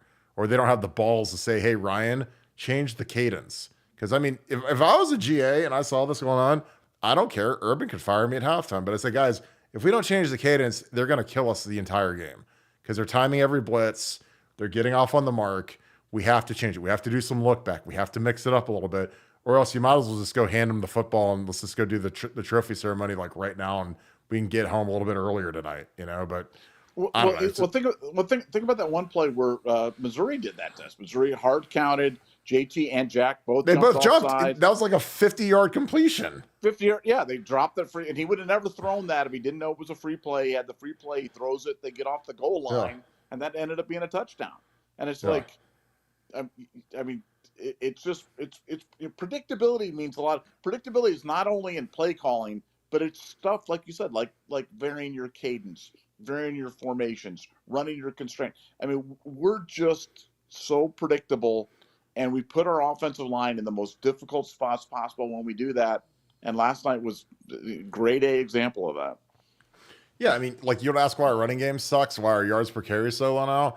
Well, we don't run the quarterback ever, and we run like read option stuff where we never actually read anything. So the teams eventually stop respecting the quarterback, and they just crash down every time. So we leave the unblocked guys, and they make the tackles half the time. And our receivers don't block. So since our receivers don't block, we don't get any long runs anymore because the safeties and corners are basically unscathed. So yeah, like we don't run the quarterback, we don't run any read option. And then our perimeter guys, they just don't block. They're not held accountable to block. So that's why our running game sucks. And we're predictable. So I mean, if you do all that and you don't change your cadence, like it's just like it's literally like batting practice for the defense. Like, I would have loved to call the defense against our offense last night because it's just easy, And again, that's on Ryan. I mean, he's the offensive coordinator. And again, Brian Hartline is like the offensive coordinator and speaking, but like, did he make any adjustments? Larry Daniels, thanks for the 5. Appreciate you, my man. Kudos to the marathon last night. That was a long one. That might have been the longest one in Scoop history. It was like at least 2 hours, and it went into. We got done like 2. I looked down. It was 2:30 in the morning. I was dying. But for you guys, we're always on. How do they get into a game with 30 days to prepare and not have the line ready or a backup QB ready to play? Well, I think that they were probably trying to give Devin Brown every possible rep. And again, Lincoln, it's hard. Like 30 days is, unless you're like Joe Flacco and you're like superhuman, you can jump off the couch, learn NFL offense in a day. For an 18-year-old kid who doesn't know the offense at all to like learn it all and run the show, it's tough. Like, I mean, you're not going to give him any reps with the first team because Devin needed every rep possible to get ready for this because he didn't run with the first team much this year. And not have the line ready to play. Again, I think that Carson Hinsman got the yips in practice. He couldn't snap the ball really well. And Ryan and Justin, benched him, and they put Matt in with Enoch, and that was an abject disaster. And, again, I would just, Figure out how to get him right, dude. I mean, that's why they call you coach. You don't just flush the guy down the toilet and bench him when he started 12 games and played against Michigan and played against Penn State. And, like, I mean, to bench him and start a guy who hasn't been good enough to start for 5 years and was the worst player on the field is insane. But they went with it. And again, they're at practice, but I have people that are at practice too, and they tell me everything. So, I would have started Carson at the very bare minimum. Given the fact that Matt Jones didn't know the protection calls, I would have put Carson at guard. Okay, Carson, if you have the yips and you can't snap it real well, then we're gonna put you at guard and make all the calls because Matt doesn't know the calls.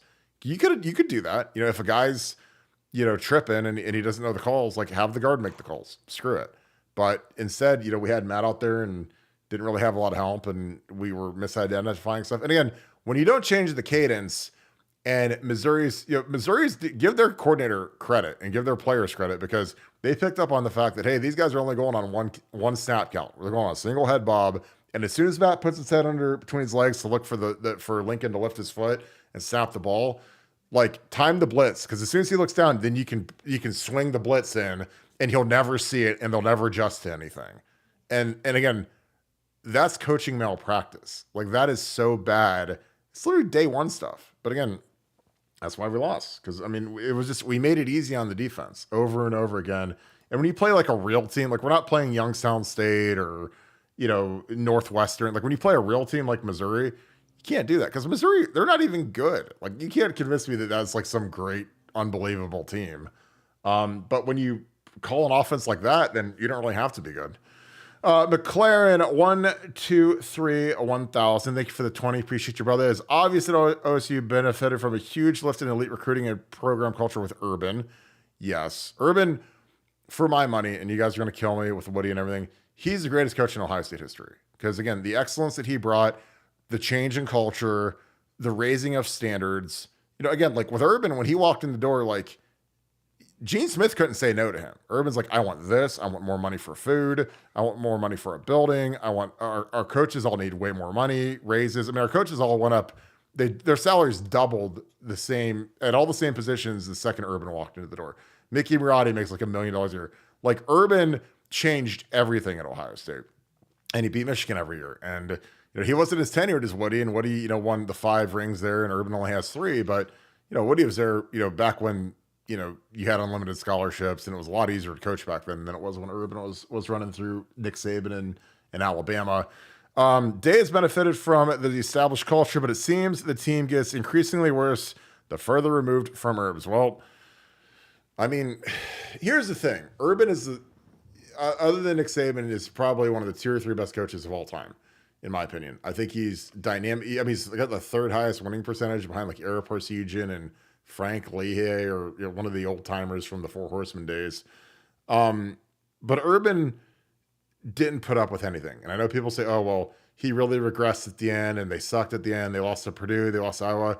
And I'm like, yeah. And they also beat Michigan like 62-38. And they also went 12-1 his last year. And they also won the Rose Bowl his last year. And Dwayne Haskins threw for 6 million yards and, was a 1st-round pick his last year. So talk to me later about regression. And then he handed Ryan Day the 2019 team, which is one of probably one of the 10 most talented teams in Ohio State history. And they went to the Clemson game and lost on that last second miscommunication between Fields and Olave. And that was the team that should have won. Chase Young's last year when he was incredible. What do you think, Nevada? Do you feel like the culture is getting worse and worse as it is further removed from Urban? Because I think that, I don't think we're far off. But I think the team has to get a lot tougher. And I think that there's a lot of guys in that building that are stealing money because they're not good enough at what they do. And they don't work nearly as hard as they did under Urban. And I've had guys in the Woody Hayes tell me they don't work as hard as they did under Urban. So that's not great. But your thoughts? Yeah, I wouldn't say it's worse, but it's definitely different. And Urban Meyer was a unique taskmaster that won everywhere that he went, was an experienced head coach. Ryan Day, we've talked about it many times. This is his first head coaching job. He's 44 years old. He's green.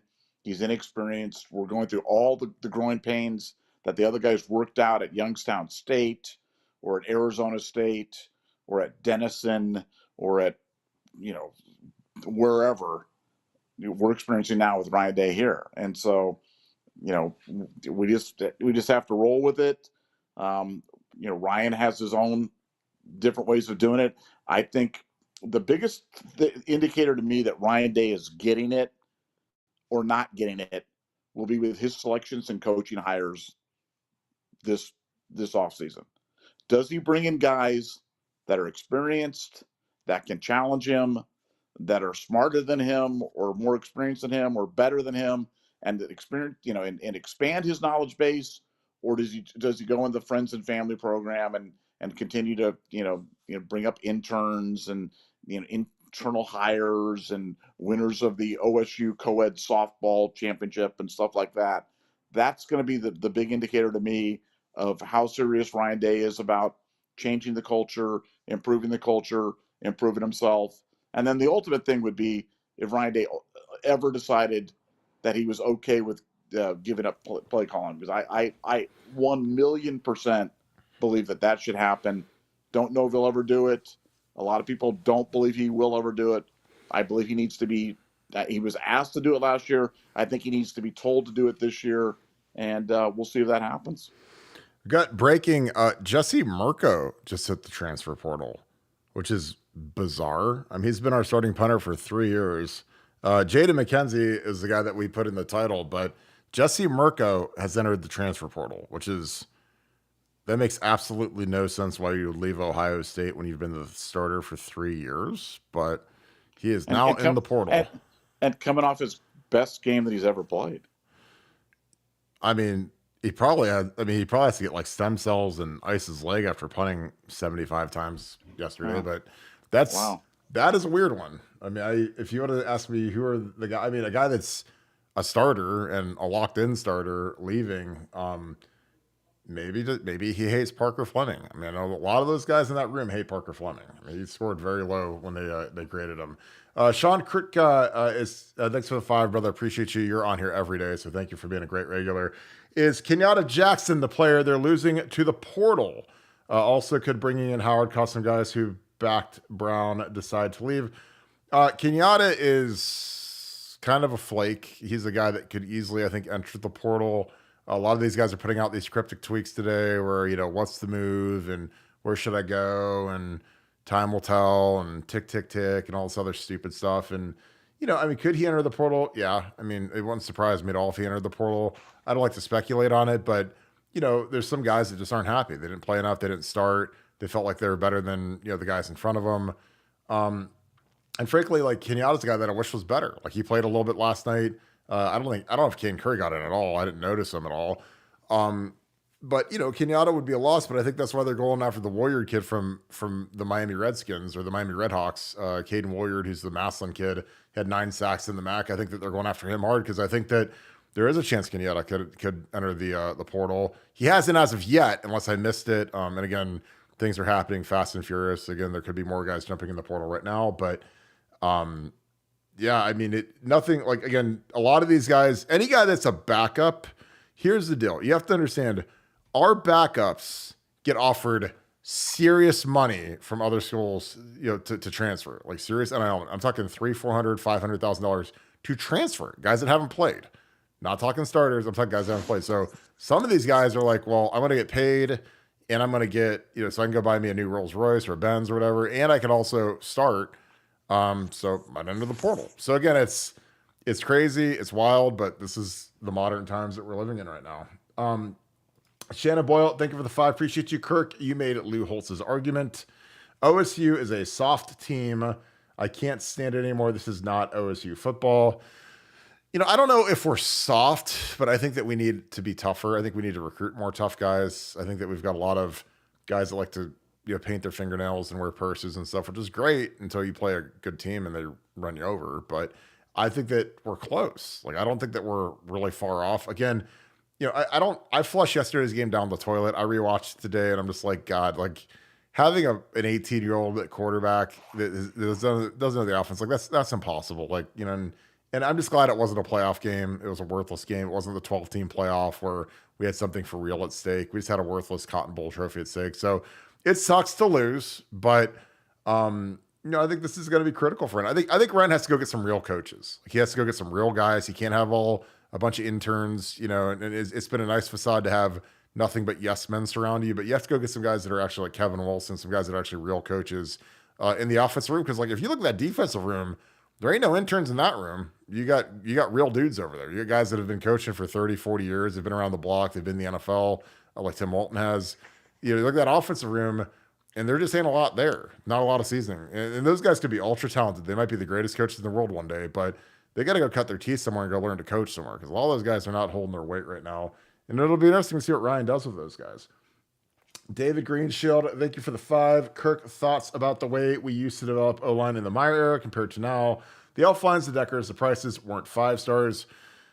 Dude, I'm telling you, like I was there in 12, man. And in 11, we had guys that were really talented. We had Mike Adams, we had Mike Brewster, we had JB Shugarts. Those guys were all 5-star guys.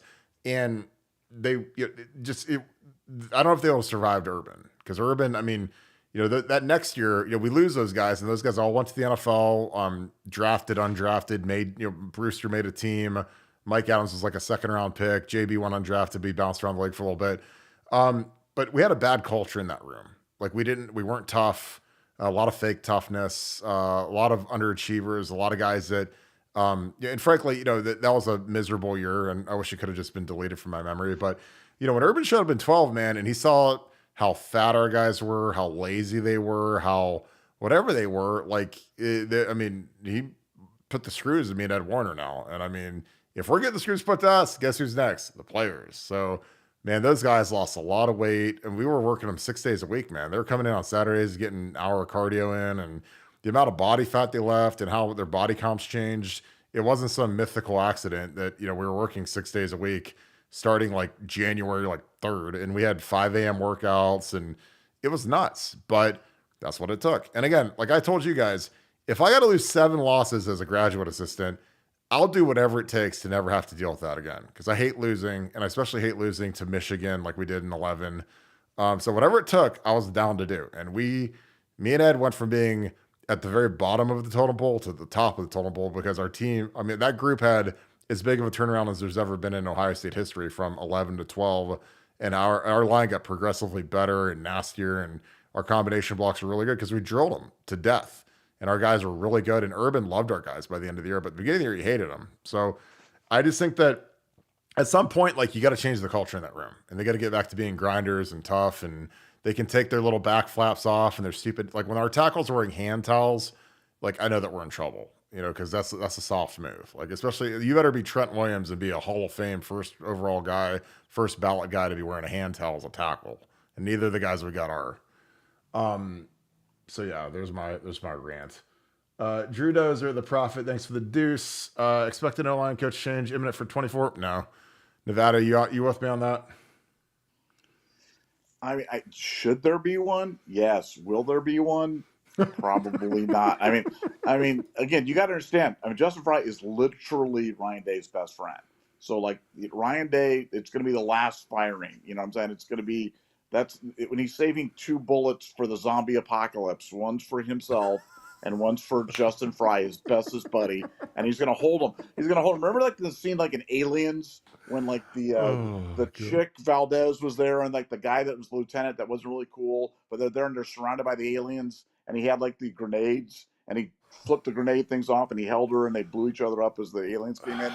That's what Ryan Day will do with Justin Fry as the final exit out of the Woody Hayes Center. Oh my God, man. That's amazing. I can't believe Jesse Mirko hit the portal. That's so random. So weird. But again, Parker Fleming is not beloved in the Woody. I get that a lot. And it'd be interesting to see if he's got a job in a week. TH, thanks for the 10. My old man was an OSU alum. I'm a Georgia alum. Why are you guys stuck on Ryan Day? What has he given you guys? And what's up with this catapult stuff? Sorry, late to the party. Game just ended. I think we're stuck on Ryan Day because I think that he's done a good job. I don't think he's done a great job. I think that we don't have a next best option. We don't have a Kirby Smart out there like you guys did. So Georgia guy, when Kirby Smart is the DC at Alabama, and Alabama has the greatest defenses of all time, and he's learned under Nick Saban for 10 years, and he played for Georgia, like that is like a pretty obvious thing when you move on Mark Richt to that's the guy you want to go get is the DC at Bama, and he brings all the Bama with him. He brings half of Bama's staff and Bama's way of work and how they cheat. Like he knows everything. You know how sophisticated they are with back pre NIL. Like they actually had to be sophisticated. Now it's all out in the open, so it doesn't matter. But you guys had Kurt. I mean, we don't have like that next guy that's really apparent to go. I mean, I don't even like if Ryan Day, resigned tonight. I don't even know who I'd call first. I mean, 3 years ago it might have been Matt Campbell. He's kind of been a little crestfallen. I think there's some people that think Marcus Freeman. Marcus Freeman, there's no way in a million years you hire Marcus Freeman right now because he hasn't been good at Notre Dame. I don't know. I mean, it's like, there isn't, everyone's Vrabel and Fickle and, Fick was okay at Wisconsin, but like, would he really be an upgrade over Ryan Day? I don't know. I'm sure it would be, I know we'd be tougher, but would we be better? Would we be better on offense? Like, if I run an organization, if I'm the athletic director or I own an NFL team, I'm hiring an offensive guy every day of the week because that's where the game is now. And I'm hiring a guy that can develop a quarterback every day of the week. That's the most important position on the field.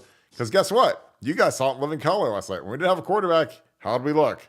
Not very good. So I don't know. I'm not done on Ryan Day yet. I think he needs to get better. I think Ryan needs to get some real coaches on the offensive side of the ball. I think it's killing us right now. It's absolutely, and again, when you got to get a guy ready to go for competitive excellence last night, it was pretty aware that like some of these guys aren't getting coached. Your thoughts, Nevada? Well, I mean, a name.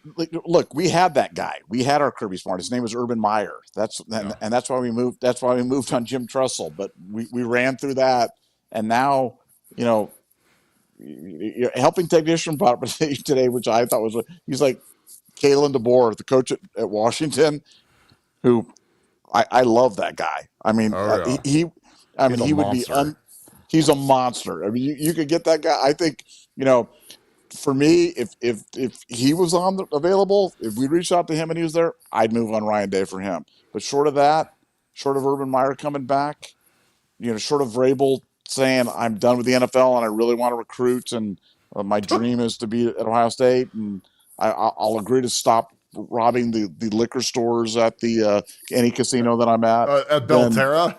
At Belterra. Then, short of that, God. I just don't know what we'd get. I just think it's like, man, it's so risky. You can fall into the abyss really quickly. And we've talked about this many times, but how does it happen a little at first, then all at once? That would be an all at once move where you make the wrong hire. You hire Rich Rodriguez or you hire Brady Hoke or something like that. And it can go really quickly. So, things can always be worse. I'd rather coach Ryan up and get him better. So we're here to inspire Ryan, and that's why we're literally that's our goal is. We know that he's listening, and we're here to coach him up and make him better. So Ryan, we believe in you. You're good enough. You're strong enough, and people like you, Ryan. And gosh darn it, everybody likes you. Gosh darn it, everybody likes you. Thomas Ridley, thanks for the dues. Appreciate you, man. 12 personal help against 7 and 8 man rush. Well, I mean, the hard part is like our tight ends were G. Scott, who can't block anybody. And then we had Cade, who's hurt and played, 15, 20 plays, mostly passing plays. And then we had Jelani, who started the game. And for some reason, like he started and he literally played like 2 plays and then he never played again. So I don't know who we put in. I mean, if Cade was healthy, obviously, I don't know. I mean, you got to find a second tight end because G. Scott's not the guy. Again, as nice as it is and whatever, like he's not the guy. He can't block. Him and Jaden Ballard are 2 guys they just can't play. So I would wear Jelani Thurman out this offseason and say, dude, you got to be the guy this year. You have to be our dude.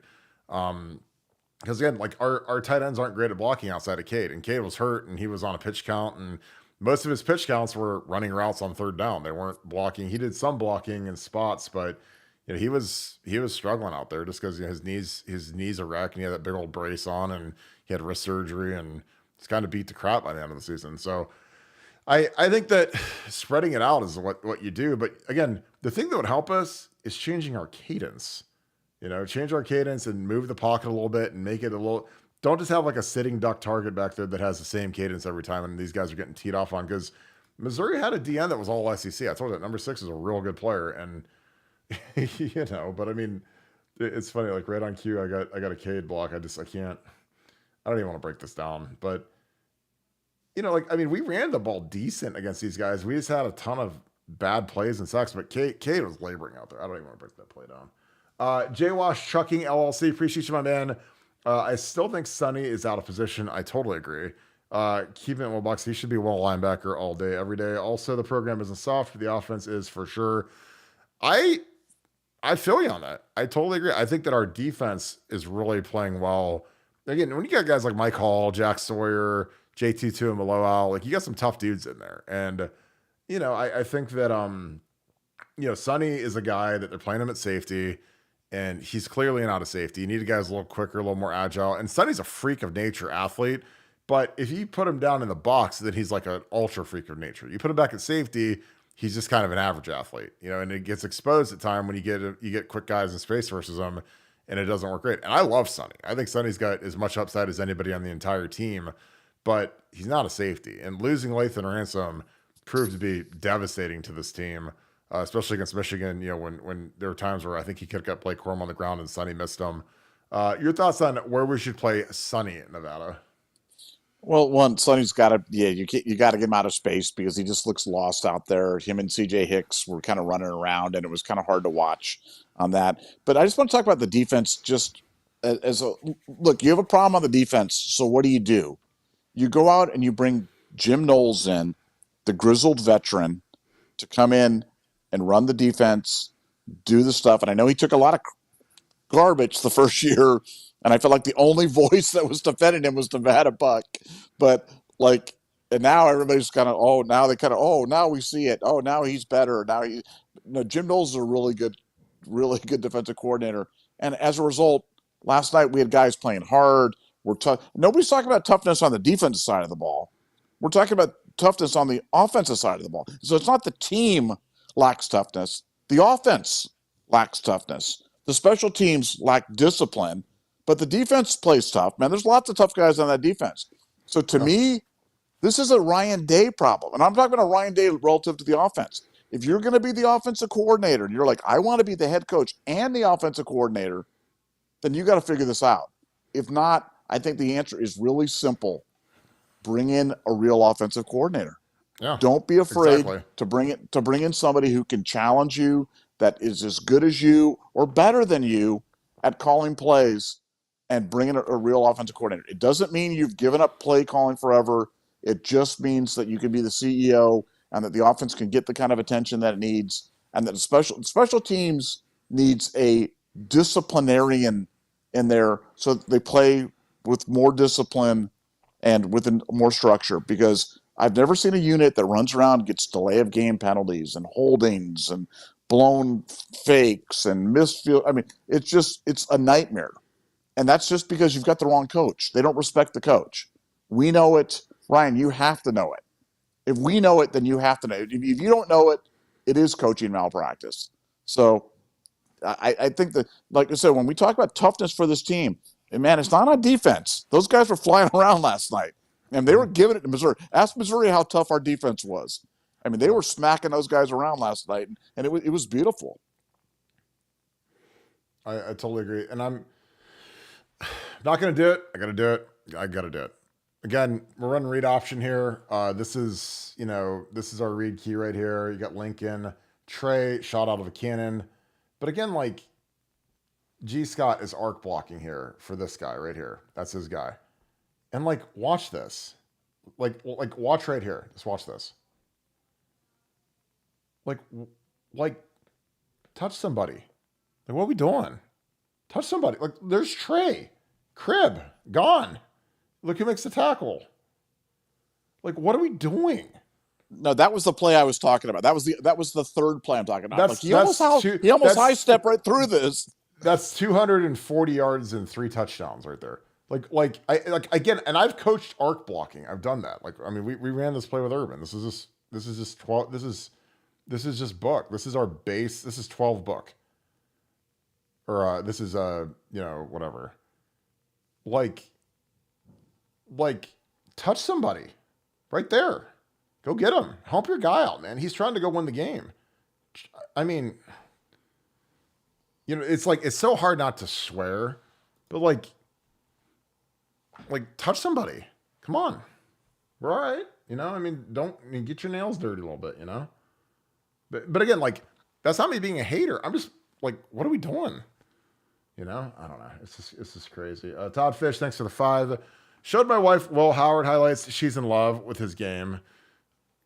Here's the deal, guys. Watch the Missouri highlights. Watch when he plays Missouri, and then come tell me that he's not better than Kyle McCord. I mean, come on. I mean, Missouri is a legit team.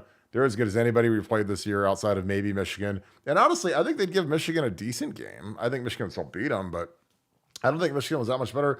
I certainly don't think Michigan was more athletic than those guys. Like, defensively, those guys had some guys that could run. Todd Fish, thanks for the 5. I appreciate that, my man. You showed the wife the Will Howard highlights. She's in love. 6'5", 240. Yeah, he's a moose and can throw and run. Q Bart Scott. Exactly. Can't wait. I mean, he's Josh Allen. Like, and again, people say, oh, he's not accurate, whatever. Well, coach him up, Ryan. You're the quarterback's coach. Or go get a quarterback's coach, or go get an offensive coordinator. But I like that guy. The more I watch him, the more I like him. And again, you know who else likes him? Lincoln Riley and Ryan Day. So it's not just old Kirky and Nevada Buck on here. Guys that really know their stuff when it comes to evaluating a quarterback. They both like that guy. And they're willing to can their entire room, because there's a chance Devin Brown portals, and there's even a chance Lincoln Keenholz could portal if you bring this kid in. And Ryan Day does not care, is what it is. Devin Johnson, I'm not sure how that is, but I was trying to get them both right, so I said them both. Love the show, OHIO. Appreciate you, my man. Would y'all say it starts in the line with the trenches? Well, it always does. It starts up front. But, it starts with the skill guys. Like, our skill guys don't block at all. And I think that it starts with the play calling, because there's some times where the offensive line doesn't have a chance. And there are times where the offensive line screws up. Like, there are times where Enoch just fell on his face and missed blocks and was terrible in pass protection. But there's some times where we can't get anything changed because we're going on the same cadence every time. Because Matt Jones, who's never played center before, is trying to, he's played like in practice and maybe 5 years ago as a freshman somewhere in a game he got in, but he's never played substantial minutes. He might have played a couple drives this year at the end of a game just to get it on film, but dude, like, you got to give him a chance, and you got to mix the cadence up. You got to do tempo. You got to do look back. There's a million things you could have done that could have helped the O-line, and we didn't do any of them. We were just like, guys, we're going to put you out there. We're not going to change anything, and away we go. And it looked like it. It was bad, but it always starts with the trenches, man. And the thing is like, we've got talented guys. Like, we don't have trash guys, but there's little nuanced things that they could do to be so much better than what they put on film. Dave Rice, Kirk, and to that point, I mean, we ran 50 plays or whatever it was on offense. And how many of those plays were with Xavier Johnson in Wildcat, or Trey Henderson in Wildcat, or quarterback sneaks, or in the shadow of your own goal line where you weren't throwing? I mean, I bet you half the plays were just give-up plays, like plays that the defense is like, there's not a chance in the world they're throwing this ball, so let's just pin our ears back, run at the running back, and try to do it. And despite that, we broke down 3 plays that all came down to the last guy, where if we put up a half-hearted blocking effort, we scored touchdowns in all 3 of those plays. And that's how crazy it was to me. I mean, on that play, that one on Lincoln, because like I said, you see the zone read action freezes the defensive end, so Trey gets in between them, and like, he's gone. He's almost high-stepping the end zone. At that point, it's 10-0. If it's 10-0, Missouri's in deep trouble in that game. Well, I mean, like here, I mean, this is a clean handoff. Everything's blocked perfectly.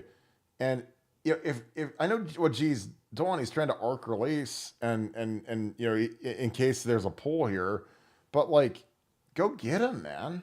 I mean, like, you're just like hopping like in place. Like, go get him. Like, I've taught how to do this. I know what I'm teaching. Dude, go put your face on the guy. Go put your face on the guy. Go do it. Like, there's nothing to wait on. Like, don't like. And again, so if all of a sudden G deletes this guy, you've got Trey Henderson with all this space versus one safety. And you don't think Trey Henderson isn't going to put his foot in the ground and make that guy miss and go to the crib again? So it's just like, but our perimeter blocking is just terrible. And again, that's on the coaching staff. Like, you shouldn't have to have me on a podcast pointing out how we're so bad blocking the perimeter, because it's been like that all year.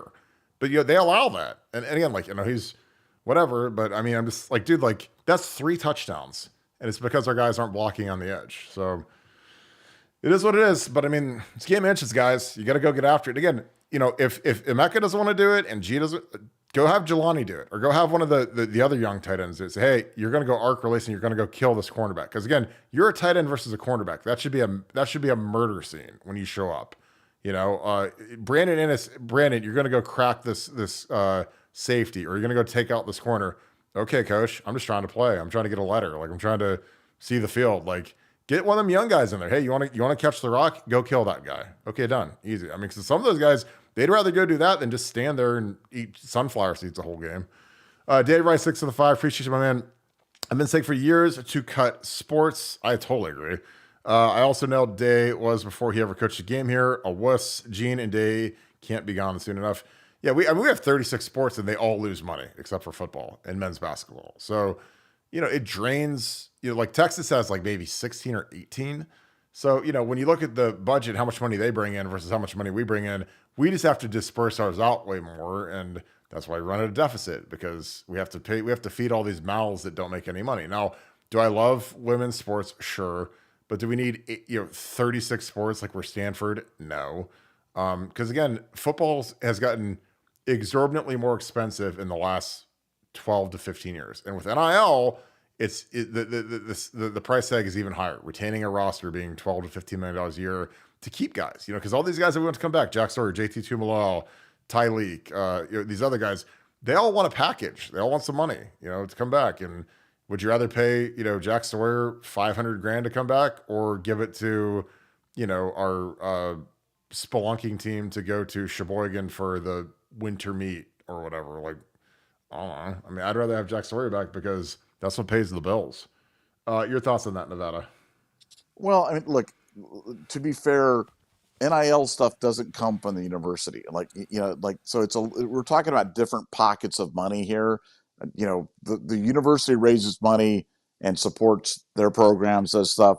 The NIL stuff is all coming from donors, coming from outside, coming from people, potentially sponsors. I mean, in theory, that's the way that NIL should work.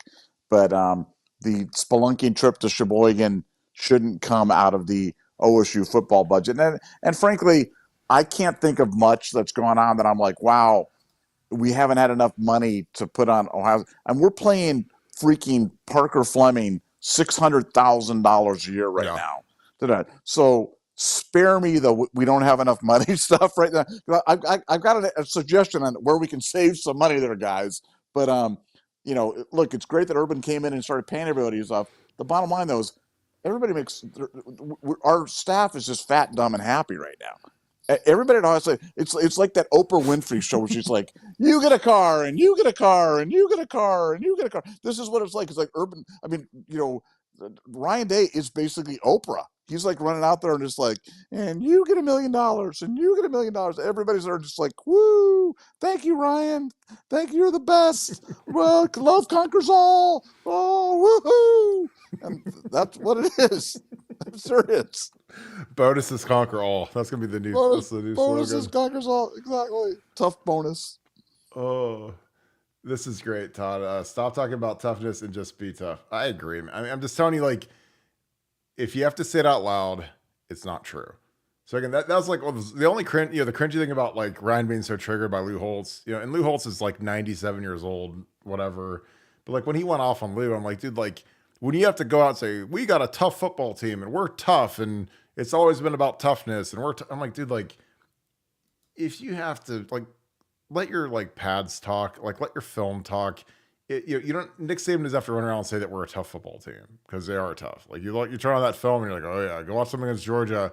They're real tough and they play tough. But you don't have to run on. If you have to say it out loud, it's not true. And that's in any facet of life. If I have to run around and say I'm a great leader, I'm probably not a great leader. If other people say it about me, then that's real. But again, you ask like guys I used to play with, like was Kirk tough? Like I don't have to go around and say it. Ask the guys ask Beanie Wells about me. Go ask the guys I played with about me. Was I tough? Was I nasty? Did I have an angry disposition every single day? Yes. Did I ever take a playoff? No. Did I play hurt? Yes. I don't need to go out and sing my own praises because when you're good, everyone else does it for you. Like What do you think people are saying about Kirby Smart, who just waxed Florida State 63-3? Or does he have to run around and say we're tough? No, everyone knows they're tough. Anyways, Michael B, thanks for the 5. Appreciate you, my man. Any chance the O-line play it was so bad due to jealousy with NIL cash? No. For the Stars, or to send an FU to the staff for benching the center? No. No chance. I mean, these guys have pride. Here's the thing you have to remember at the end of the day, no matter how bad they are at Ryan Day or mad they are at whatever, like these guys all want to go to the NFL. So they're not going to like go lay an egg, or it's kind of like, this isn't like the movies where, the O-line doesn't like this isn't Any Given Sunday where the O-line doesn't like Willie Beeman and they let him get sacked 10 times and let him get killed. And like, it's not like that in real life. Like, I mean, I played with quarterbacks I didn't like and I hated, frankly, and I thought they were douchebags, and I blocked just as hard. I didn't give up a sack ever against them. So this just kind of is what it is. Like, you want to go out and put your performance, you want to put your tape out there, and you want it to look good. Doesn't matter who you're blocking for. It just kind of is what it is, because again, you're about your personal pride in your performance. You're not going to sacrifice that because of basically any reason. And if anybody does, then that's just idiotic, because it's like you're blowing your foot off if with a machine gun or something. Tater Buck, thanks for the 5, brother. Appreciate you. Love conquers all. Blah. Needs to be 100% snap to the whistle. I like that. I think, something like just simple and easy and less, I don't even know what Love Conquers All is, but your thoughts, Nevada? Nevada Conquers All? Yeah. Love Conquers All did. I mean, Helping Technician wrote something today that just cracked me up so much. If you're not on our board, he is a great source, and he said that the phrase "Love Conquers All" made him want to vomit. So I don't know why that just cracked me up so much when I read that, but yeah, it's not great. It's not great. But you've always said, and I thought this was you've said to me all the time, like, you are what you practice. And the fact is, we're kind of chuck it. We like to throw the ball. We like to do the things. And I think that develops kind of a soft mentality, because, but I need to tell you, but pass blocking is more passive than run blocking. Pass blocking, you're receiving the blow and absorbing it and doing things, whereas on run blocking, you're going out and seeking and destroying. And the bottom line is, Ryan is a pass-first guy. He's always been a pass-first guy.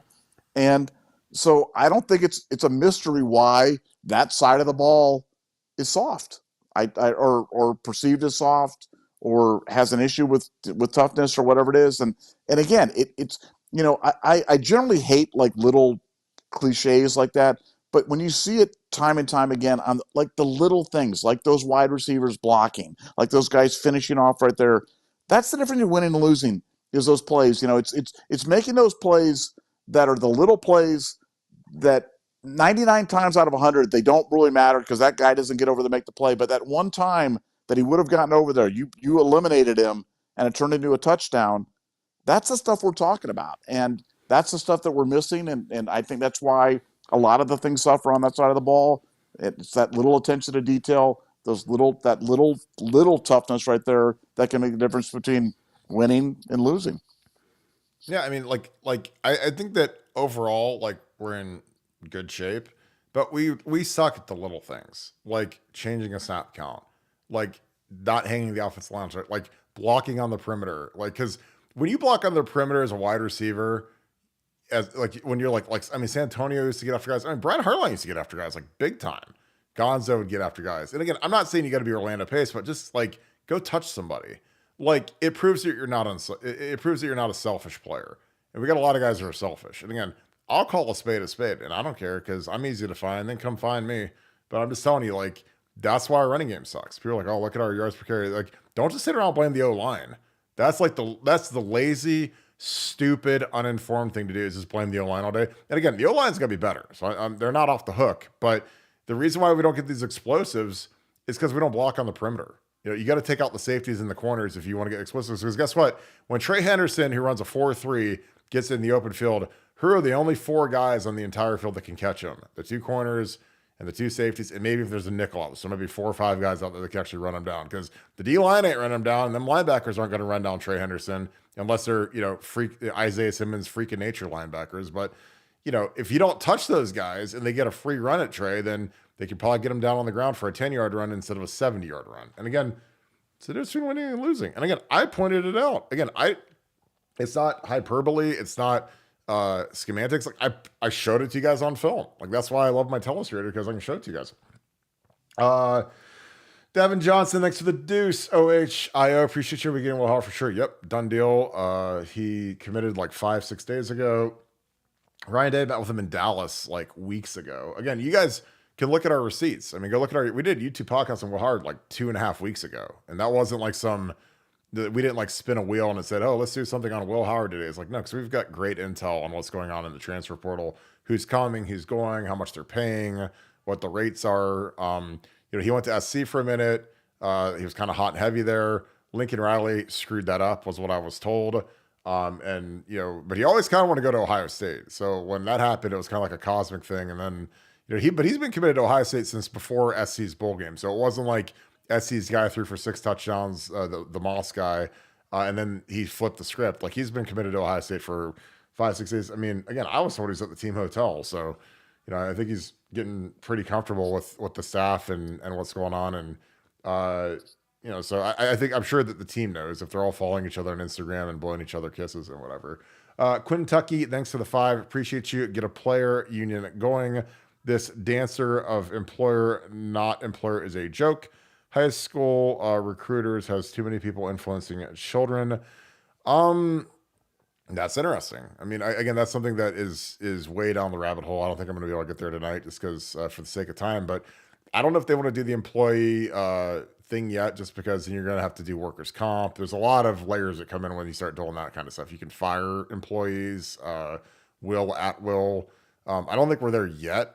But I do agree there are some bad people influencing children. There's some people that are conniving and take advantage of these guys. And I think it's on both sides. I think there's NIL collectives that promise the moon and they deliver nothing.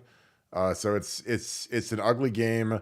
There needs to be regulation. I don't know how to do the regulation, but I think it's going to eventually have to be something where you can't cap the money these guys earn, because that's stupid. I like the system now better than I have in the last 30 years, just because kids have freedom, kids are getting money. If some of these worthless coaches can make $500,000-$600,000, like why couldn't Jack Sawyer or why couldn't Trey Henderson? Those guys are a million times more valuable at Ohio State than a special teams coach. But that's just my opinion. I don't think that that's going to be happening anytime soon, but that's a very interesting point. Dave Mathis, thanks for the deuce. I hope the refs openly shaft that team up north on every call. That would be amazing. Again, we're going to have a watch party for that. I think it's going to be a blast. Nevada, your thoughts on the watch party? It's going to be fantastic, I believe. Well, yes, and the refs need to shaft them on every call, and we'll be cheering them on. And I hope the calls are like really bad. I like really bad calls that aren't reversed and stuff that there's Michigan's still talking about like years later. That's what I want. I want stuff that's like epically bad, not overturned by replay, and stuff that really bugs the Michigan fans. That would make me happy. I totally agree. Josh Nelson, Kirk, do you think we beat Michigan next year? Yes, absolutely. I think Michigan is going to be a smoking hole come March. Harbaugh says that Orgy, that's the athletic kid who really had a nice game against us. Believe it or not, they ran the quarterback, and oh my God, they shredded us with it. Like a running quarterback's really hard to stop. Like it's not like we say that at least once a week on here. I think we'll have a better team. But don't believe in Devin. I don't think Devin's going to be around. I don't think Devin's going to be a factor in the game next year, unless he's playing for Michigan. But Orgy, I think he's fine, but I don't think Harbaugh's not going to be there. I mean, I don't know who's going to be left. Because again, if this whole staff is complicit in this, I don't know how you can fire Jim Harbaugh but not fire Sharon Moore and the DC and Jesse Minter and all these other idiots. So it'll be fascinating to see how the next few months unfold for Michigan, because I do kind of feel like this is like their version of The Last Dance, the Bulls show, is like this game coming up on Monday is like The Last Dance, because I mean the nuclear bomb is coming, and I think Jim Harbaugh is going to try to get to the NFL as fast as possible. Nevada, do you think we beat Michigan next year? We better. We better, or we're gonna miss. Or this Ryan Day thing won't be hypothetical anymore after that, because you're not going to survive that. But no. Harbaugh's going to the Chargers. Harbaugh will be the next head coach of the San Diego Chargers. I know that's not exactly Los breaking Angeles now, bro. Yeah, whatever. They'll always be the San Diego Chargers to me. The Superchargers. Supercharged, San Diego Superchargers, man. Come on, Dan Fouts. Come on, Kellen Winslow. No, Chargers, Harbaugh, done deal. Calling it. I'm just telling you. And I saw that on the board, and I checked with an impeccable source on that topic today, and he said it's done. So we'll see. I think that's a great job. I mean, with Herbert, and they got some young studs on that team, man. Bosa. I mean, Mac's getting a little old, but is what it is. Sean Rawlings, thank you for the 5. Do you think the culture is in the locker room? What do I think the culture is in the locker room? Caused me to the game that was coached to learn something and not win with the circumstances. I think the culture in the locker room is okay. I think it could be better. Again, I think that we lack toughness. I think that we don't really recruit tough kids. I've gotten that from guys that are like really good players have told me that. So, again, and that's on Ryan and that's on our recruiting staff. I don't think that they evaluate for toughness. I think that they're just stargazing sometimes. But, we need to get back to getting some grinders. Like we need more grinders in the program that are hard workers and not some of these fake tough idiots that we have. Because some of these guys, I hope that they move on. There's some guys like if they transfer portal, I'll be excited as can be.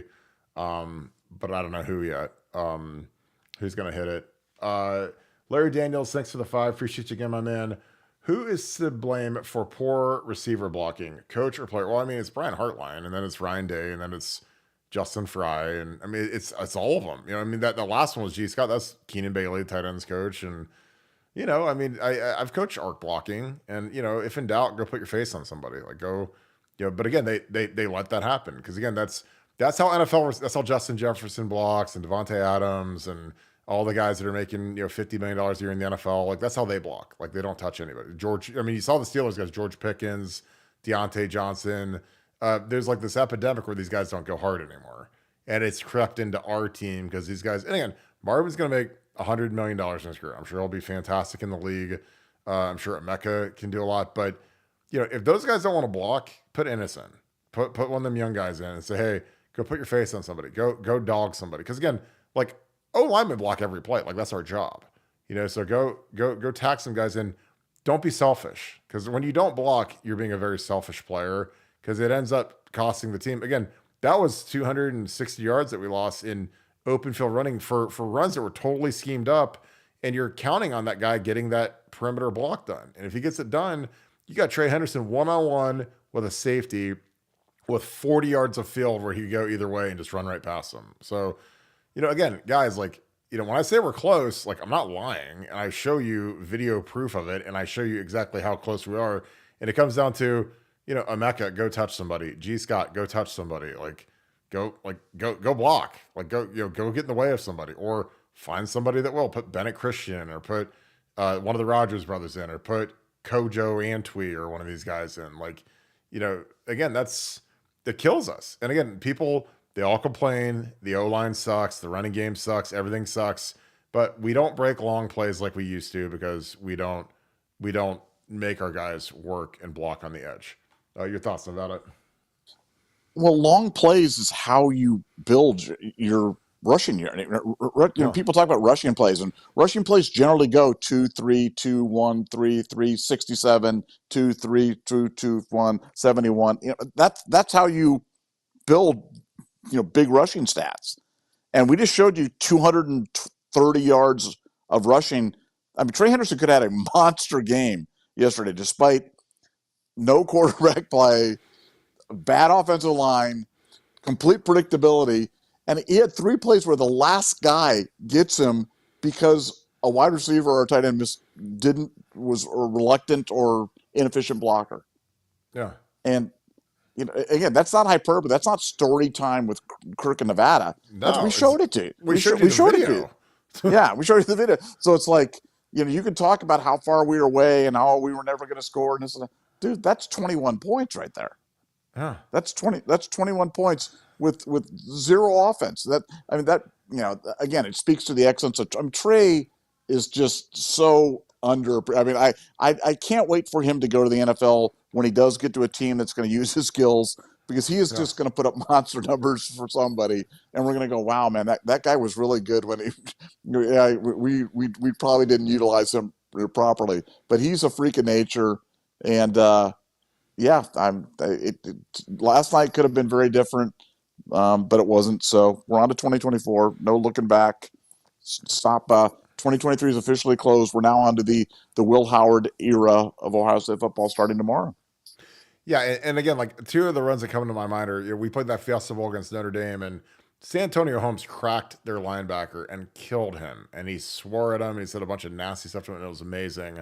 And Ted had like a 60-yard touchdown run, and then um, that was like one that'll always stick out in my mind is like, wow, that our receiver just killed that guy. And then if you want like maybe the biggest run in Ohio State history, or one of them, is go watch Ezekiel Elliott's, whatever it was, 80 yards through the heart of the South or 75 yards, whatever it was. Like Evan Spencer comes in and cracks the really good linebacker. Takes out two guys. Takes two, literally. And you don't draw that up on the grease board and say, hey, we're going to have Evan Spencer block two guys. But he did. And he put his nose on guys. And again, I don't love Julian Fleming, but this game, we miss Julian Fleming because he's the only guy that we have that blocks.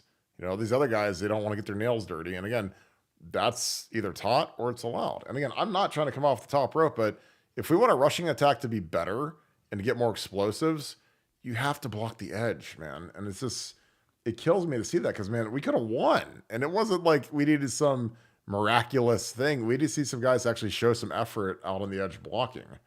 Albie OHIO, appreciate you, my man. Do you really want to get rid of a coach that is 56-8? We're the only team since the CFP to be in the New Year's Six Bowl for 10 straight years. I never said I want to get rid of Ryan Day. I don't know where you heard that. There's coaches I want to get rid of. I think Ryan's got to get a lot better. And again, he kills teams that aren't good. When we play teams with equal talent, he's like 1-7. So, do I want him to be way better? Yeah. Do I want our team to be tougher? Yeah. Like, don't just talk about toughness. Actually, like, make the guys be tough. Make guys block. Make them do the dirty stuff that good teams do that we don't do. Nevada, you don't want Ryan Day gone, right? No, I like I said, I would trade him for Kalen DeBoer, but other than that, no, I don't want Ryan. Look, I think that just first of all, business 101, and at my core, I'm a business guy, and you never make a move on somebody unless you've got somebody else in a hip pocket. You don't Yep. fire your director of sales unless you've recruited the whiz bang director of sales from a competitor that you already have in your pocket. So I would never move on Day without absolutely positively having somebody else, identified in there. And I think the list of those guys that would be an upgrade over him is exceedingly small. So no, I'm definitely on the Ryan Day train and hope he's here for the next 25 years. Yep. I agree. And I think he needs to get some adults in the staff room on offense. John Mertz, thanks for the 5. Hey, Burt Curtin. I love that. If Enoch is as bad as he looked last night, what does it say about our O-line depth? Why not take him out and put someone else in? I have no idea. I have no idea what Carson Hinsman did. I know his snaps were erratic in bowl practice, but put him at guard, dude. I'm telling you, like, put him at guard. Like, let him try. Because between Matt not knowing the calls, us not changing the cadence, and Enoch just not being good enough, it made our line look way worse than it's looked all year. So again, I think Enoch's a very nice kid. I've met him, very friendly, not a lot of energy there, kind of a mopey face, whatever. I'm not trying to dog the kid out, but like, he hasn't been good enough for 5 years. And again, when preseason camp started, really in spring, when Carson Hinsman was our starting center, like I said, if this was 1 year ago, put a gun to my head, Kirk, what do you think the day one spring ball O line is going to look like? I'm going to say, whoever at tackle, Josh Fryer is going to be one of the tackles. And then, if it's Zen Mikulski or whoever, this is before Josh Simmons got there because Josh didn't get here until after spring ball. And then you're going to have Matt Jones at center because I like putting the 6-year guy at center, the older guy. And then, Enoch probably at guard because, Enoch started the Michigan game last year. He got pulled because he was so bad. But that would have been my starting. But then when I saw Carson was starting and they put Matt at guard and they kind of incubated him between Donnie and Matt, two good guards, like that made sense to me, and they got through the season. They won, until the Michigan game where they were thrown at the end zone at the end. And I felt fine about it. And then all of a sudden when they bench a guy that started 12 games for a guy that started one game in his career and is a 5th-year guy and isn't good enough, it was honestly as perplexing of a substitution as I've ever seen. And it was weird that they just stayed with it all night when Enoch clearly wasn't ready to go and he clearly wasn't up to the task of playing. And again, I don't like bagging on Enoch. But again, if you're not good enough, you're not good enough. I mean, this is a production-based business, and he was struggling. I mean, the lights, he might have looked good in practice, but when the lights came on, man, he was not ready to go. And it cost us a lot of tackles for losses, a lot of pressures. And they blitzed us like 65% of the time when we dropped back and we didn't handle it, and part of it's because Matt doesn't know the calls. He admitted he didn't know the calls. So again, that's coaching malpractice. Like it's not giving our team a chance to win. And again, I don't know what the decision was in on that, but it was really, really bad. Tony Turley, thanks for the 5. Kirk, has Coach Day approached you about coming back as a coach? No. And thank you for resetting the super chat. It worked. No, I mean, the coaching thing, it's done. I worked with Urban. The year I got out of coaching after I got my MBA, he asked me to come back and I said no. I don't like the lifestyle. I mean, I love football. I love analyzing stuff. I think that I have a level of technical proficiency in coaching that most guys don't have, which is an advantage for you guys because I can teach you guys football at a pretty easy level. I don't try to wow you with the vernacular of the words I know, but I try to make it real simple. But I just don't have an interest in coaching because I love my time. I love kicking it with you guys. I love Buckeye Scoop. I love my day job. But the biggest thing is, like I said, I love my time. And you don't have, when you're a coach, man, you're a slave. You're enslaved to that building and you don't get to leave the Woody Hayes. You're working 90 hours a week and you're recruiting and you got NIL. And it's never been outside of, if you subtracted money from the equation for the college football coaching thing, nobody would ever do it because it's just it's insanity. And really, I value my family. And if you're a coach, you can't really value your family. You kind of have to put them on the back burner if you want to be really good at it. So yeah, that's just my opinion. Mark Bundy, thanks for the deuce. If you have a question, toss that in there. Josh Vargo, thank you for the 5. OHIO, appreciate you, my man. We'll be okay. If you guys were the Ohio State coach, who would be your first call for the O-line coach? And who do you believe we realistically could land?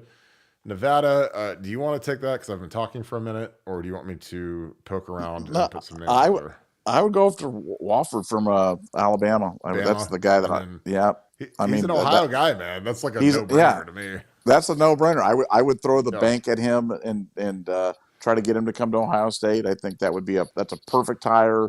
I think it'd bring everything that we want to do it. And like I said, short of Burt Carton or Stud, that's the guy I'd go with.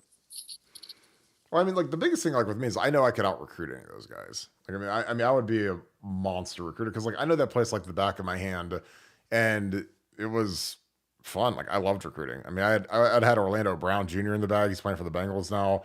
Tom Herman didn't want him. We screwed up Ethan Posick, who starts for the Browns now. He's been in the league for 7 or 8 years.